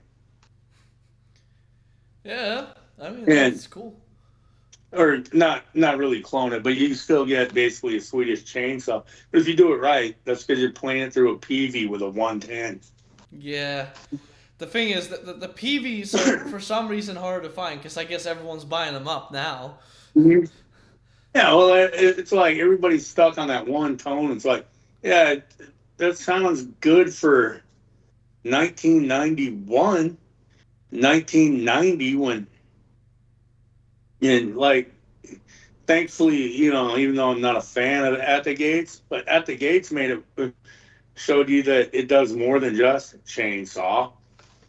Yeah. Even though they basically used it to chainsaw. But I mean, people forget that Hypocrisy didn't chainsaw. They're fucking brutal. Yeah. Um, who else didn't? Deicide, the Tish. None of them chainsawed. But yeah, it's like, oh, let's everybody, this one fucking sound. My But my idea was actually to I was gonna at one point I was gonna buy the zombie head, the yo-yo whatever. That's a cheap one, but it's like super good for like metal tones. But I was gonna get one of those from Toman Harley Benton cabs and just rip out the fucking speakers, and then I was gonna take basically clone a bunch of bands I like. So the Morbid Angel speaker, and I was gonna track down the speaker from a PV amp, put it in there too, and all that. It makes it. oh fuck, all you got to do now if you want to clone like most modern bands is what find some way to get a oversized Mesa cab with vintage 30s, but only Yeah, from like the late 90s. You can't use modern vintage 30s. You got to use vintage 30s. yeah, yeah, yeah, I, yeah. I um for me for guitar tone, it's like I try not to overthink it. I'm like, does it sound good in my ears? Oh, Yeah, good. the funny thing is, I was just gonna do that to jam. Like I was gonna take a speaker from the Possessed Seven Churches as well, because that's different from Morbid Angel and something else. Just having just that. Literally, I was gonna put it in the container where I have my drums, so just jam on guitar there. Just fun, Oh, nice. not for any Like recording. my Randall that I used to have is a cheap ass 120-watt solid state, and it's not good if you put a pedal in front of the clean channel. Which that's why I had the metalcore pedal. It made it sound good. It was clear. Well, still high gain, but I mean you could hear all the different notes. It Yeah. wasn't just like static noise. And I bought it with the companion cab for it, which was a 412 Jaguar speaker cab, which I didn't know that's what Don Bag from Pantera originally used. Was that not the head, but the cab was the Jaguar speakers, and it sounded fine to me because like the lows came through, the highs cut, the mids, shook your balls, which is Slayer's secret. Mids. Kerry King says it's got to shake your nuts. But yeah, I was like really, really happy with that. But yeah, I wish I didn't sell it when I wasn't in a band anymore because I would be using that instead of this. But this sounds good for what it is. I mean, I hear what I hear, and I hear good stuff. So. Yeah, that's the best sounding $210 I've heard. Yeah. And I mean, my rig, well, I guess my rig gets, if you add everything up, my rig gets expensive for my standards, you know what I'm saying? But, like, if we're talking, like, what I actually use to, like, if we ignore all the gear and just go to the computer, I think most of my stuff is not actually, paid for. Yeah. Well, like on that BR900 that I showed off, my recording studio. Yep. Um, since that's paid for, it's like I don't have to have additional plugins. Sometimes maybe I put a pedal in front because you can't go through an effects loop on this. I mean, you can just turn off the preamp So now you're no longer using like a Marshall head or whatever, or a fucking Soldano, but now you're just your pedal is the preamp. Right. And and sometimes it sounds really good, and sometimes it sounds like total ass. It's all in how you got your pedal dialed in. Because there's Yeah. no other now. There's no fucking preamp gain. There's no fucking volume. There's no fucking you on low, high, or medium gain. You need the solo channel or a bright boost. None of that. No, you're just going straight into the cab with a fucking metal core distortion pedal, which is great for death metal Yep. because it's clear if you know how to adjust it. But yeah, so many people don't know. Just turn the dial one way or the other, dumbass. Get. Does it hurt your ear, or does it make your ear go? Oh, I have an ear boner. That sounds good. That's like, why are you worried about sounding like Slayer? Why aren't you worried about sounding like, oh, that just sounds good. I can hear the lows, the highs are good, the mids are where I like them. Or maybe you want to scoop the mids like you scoop your Haagen Dazs, fatty. But Oh my god. I don't know why I said that. Haagen-Dazs. But yeah, maybe you want to scoop your mids like if it sounds good to you, then your tone's good. Who cares what it sounds like to fucking some guy sitting over in Lithuania going, "Oh, YouTube video. What's this? What's the suicidal grind? Why is it giving me a message about like if I feel sad, I need to and here's where I can get my help." Huh. Oh, that sounds all right. Or he's gonna be, or like, oh God, yeah, that sounds all right. Yeah. Maybe you'll listen to one of us and go like this. What's up with their guitar tones? Poser. Nobody fucking really does that. Yeah. Nobody fucking does that. And if they do, they've never touched. They've never felt the touch of somebody that they found attractive, Oh man. even with paying for it. They never found. They never got to touch someone they found attractive. Those are the only people that worry about what your fucking actual tone or recording sounds like. Because I can listen to recordings from 1991 or now where I'm like, eh. But what's the song sound like? As long as I can hear shit. Yeah. Um, Not fucking but mayhem demos. yeah, like I don't like. I never liked Mayhem or Dark Throne, but Oh, I don't like Dark Throne. I only really like the De Mysterious album. I don't even like that. I But mean, that's fine. I don't know if it's because vocals, music overall. I don't know. Like I admit, I didn't know who Mayhem was until I had a copy of some metal magazine in 1995 talking about shit that happened in Norway. And I'm like, who are these guys and why are they dressed like fucking Renaissance fair rejects? Yeah. Of course, because it showed them with the knife with the spikes, and holding the axe, and I'm like, okay, tough guy. Um, I got an axe in the garage too that I used to chop wood, and I'm pretty sure my arm's bigger than your whole fucking body. Whatever. Nice armor. I'm not saying it doesn't look cool on stage, but when you're just standing around wearing your armor and in your mom's makeup, I got to make fun of that. But yeah, and hearing all the horrible things they did not make me want to go out and buy their music right No. away. And then when But I finally heard it from a guy I was in the army with, he's like, "You like metal? You like mayhem? That's the real shit." And I'm like, "Uh, who?" Like it didn't even stick in my brain long enough from reading the article. And then when I finally heard mayhem, I'm like, "The fuck is that singing? The fuck kind of what is that?" And when I first heard Bergsum, or however you say it, Burzum, whatever. I was like the same way. I'm like, what's wrong with that guy? But yeah, you put on Emperor, Night Side Eclipse, and I'm like, oh yeah, get more of that shit, you know. But you're the beholder. yeah.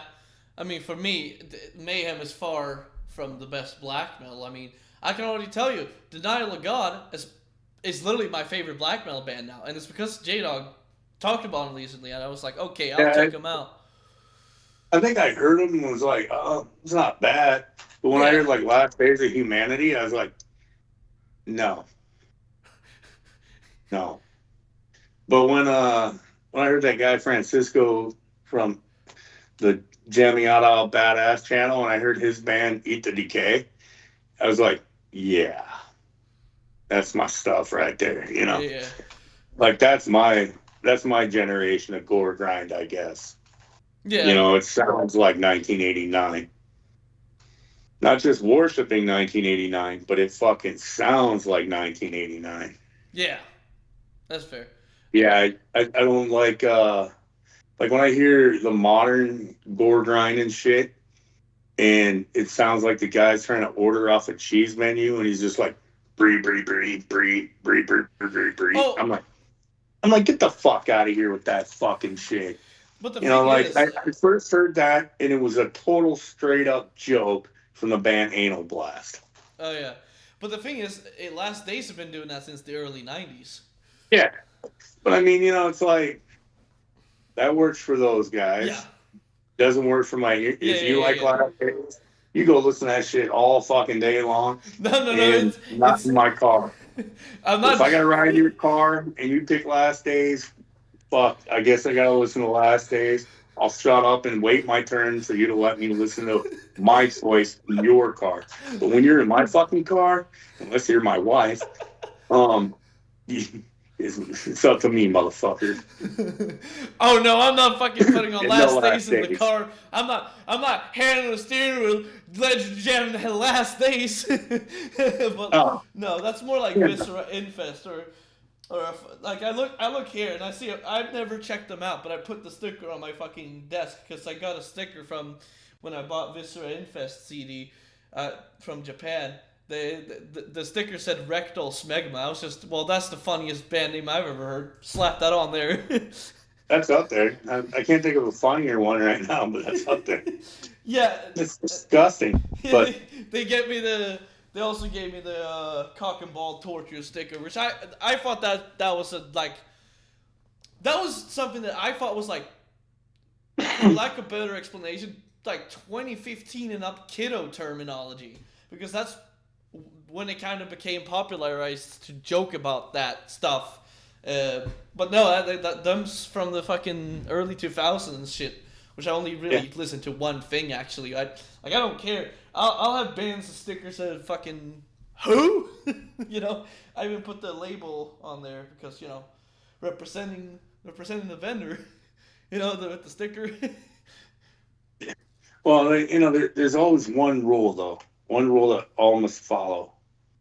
Unless you want your home to smell like asshole, mixed with various bodily fluids engaged in moments of love, so to speak, and ass sweat. Unless you want your home to smell like that, never let a crust punk spend the night. Yeah, okay. I don't know any, so I don't think I was gonna. Or crust grind. Never let them either, because they're smellier than a crust punk. The crust grind, yeah. Because not only are they probably vegan, Oh, yeah. but they're pretty liberal with not following a regimen for regular bathing. I mean, I honestly could tell you, I don't think I have a. Oh well, tomatoes kind of count, but other than that, I don't think I have a single vegan item in my fridge or freezer, for that matter. You eat it with meat, it's not vegan. But if you eat meat, it's technically vegan because it ain't nothing but vegetables. If you got a Yeah, steak in there, that at one time was a vegan. yeah, yeah, yeah, yeah. And it makes no sense wherever I'm going with that. Fuck, I just realized we've been at this like 3 That's hours. what I was gonna say. I was gonna say, shit. We've been talking for 3 hours. This guy can fucking this guy can fucking talk. Yeah, I typically, let's see, I've only been on one other, not counting Shredbeard. I've only been on one other channel. Really? I thought you I've were been flying well. interviews out the ass. I've been on one that was a live stream, and just for a short period. And then Shredbeard and I would do our thing normally every 2 weeks, and it's just two jackasses. And then once I did Vincent Crowley, "What Gets Your Goat." Yeah, ironically, I I think was on an that's. episode of that. You want to know the funny thing? I think that's still my favorite episode of that. I was retarded, but I need a handler, or I need to I like, in my opinion, I need, like, I don't need a handler like pull on my fucking collar, but um like if this was more of a straight up interview and not homeboy hangout, Yeah, yeah, yeah. is your term. If it was more interview and less homeboy hangout, which you said, I believe it was going to go either way or a mixture. Yeah.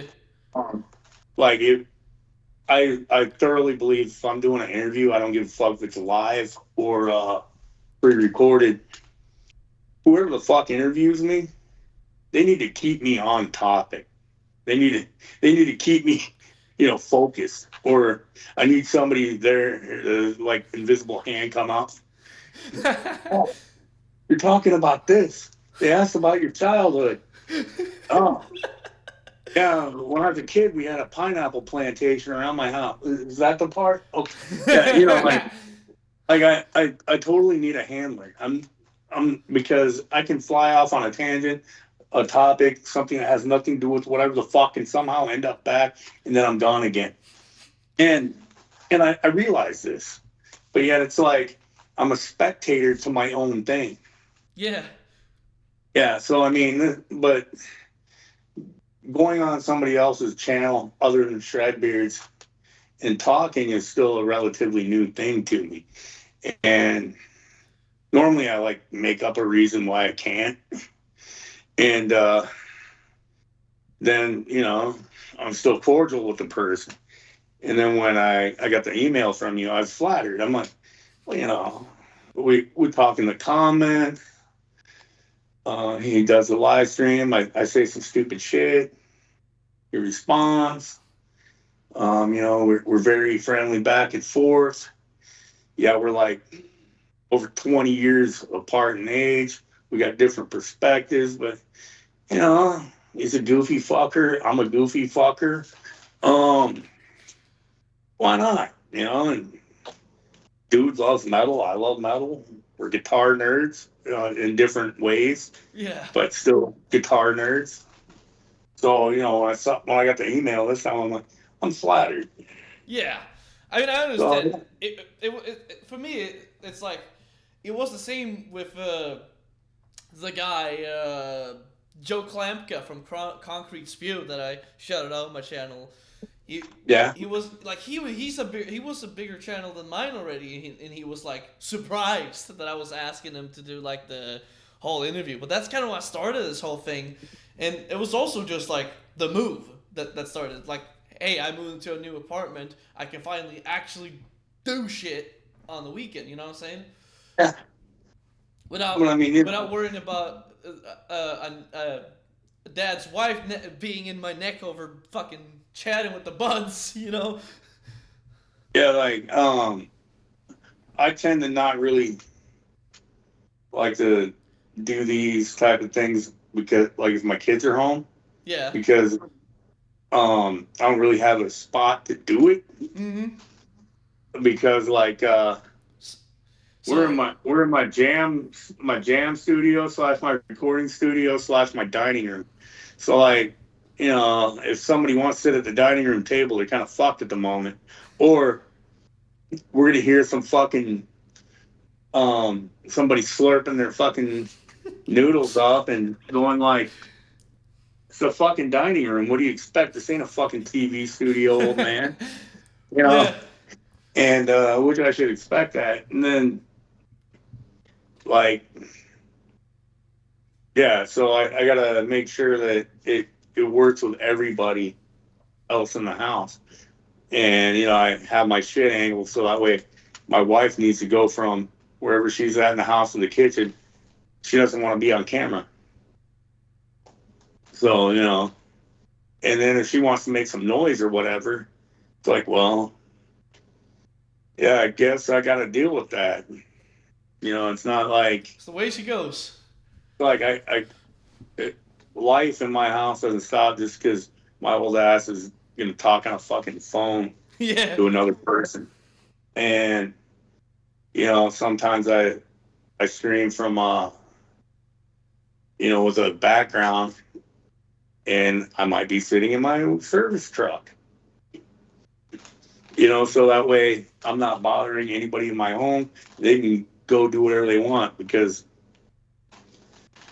it's not set up the best at the moment for like this type of thing or Yeah. anything really for music and entertainment purposes. Yeah. My YouTube channel was originally just going to be because what do you mean? What do you mean? I don't believe I fucking play guitar. I fucking play guitar. Make a video, okay? Or it's not real. So I made a video playing guitar, and here we are now, Yeah. talking about the fact that I put out 2 CDs and I'm getting ready for number 3. Yeah.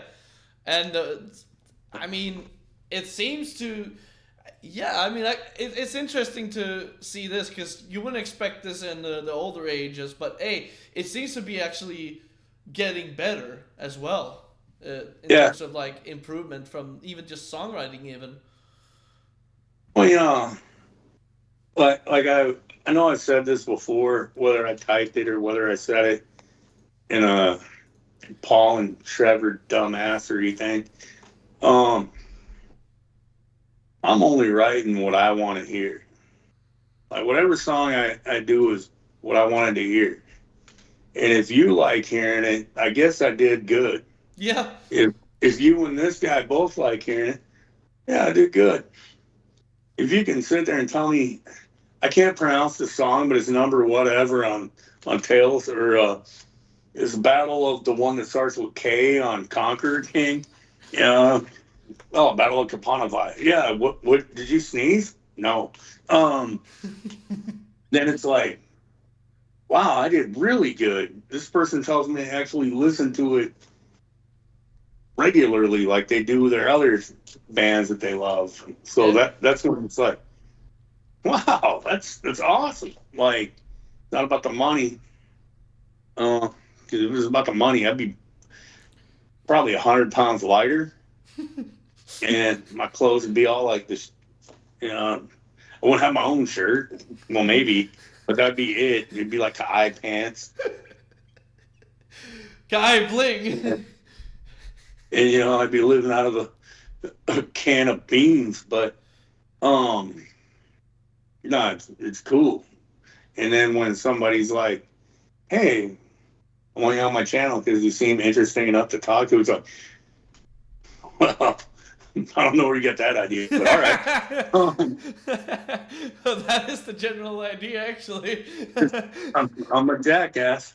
And it's like I try not to be, the stereotype that we talked about that you've probably been exposed to just from seeing Americans talk shit.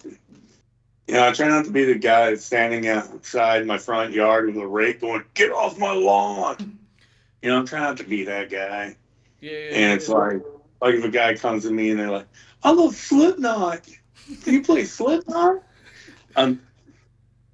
My wife would probably hit me if I actually replied like this. No, Slipknot's dumb. So I try not to be that guy, even though I'm not a Slipknot fan. But so if somebody asks me something like that, which has never specifically been Slipknot, it's Metallica once. Oh yeah. I said, I really don't know how to play their stuff, and I'm not a fan, and I just don't do requests. I just whatever these two hands do when I hit record on the phone is what I play. Yeah. Whether I made it up or Slayer came out. Yeah. So I try not to be get off my lawn guy. Yeah, I mean that's all good, and I mean, shit, been going for by this. if you don't wrap it up here, it's gonna soon turn into a double the size of a Titanic movie. So should probably wrap it up here. Probably should. Yeah, yeah, Probably yeah, should. yeah. So, But hey, it's been good having you on and all that. You and know. thank you very much. Thank Yeah. you. I appreciate it. And also, it's just good to see, a little more inner workings. And I was actually surprised. I thought you had been on more interviews actually, from the beginning. No, no, I normally avoid them like a plague. Oh, okay. But I got to try to do it somewhere. So I figure I've seen your videos. I know how you roll and how you operate. I'm like, well, he did ask, Yeah. and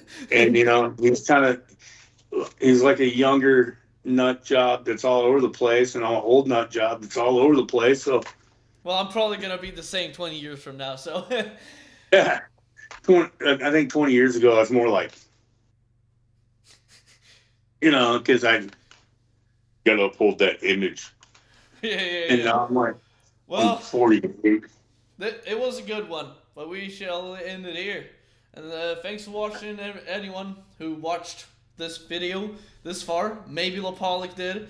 For the 2 people who are still Maybe. watching. Maybe Shred here. Yeah, if someone's watching, then go listen to Kai if you haven't. And Please. yeah, later.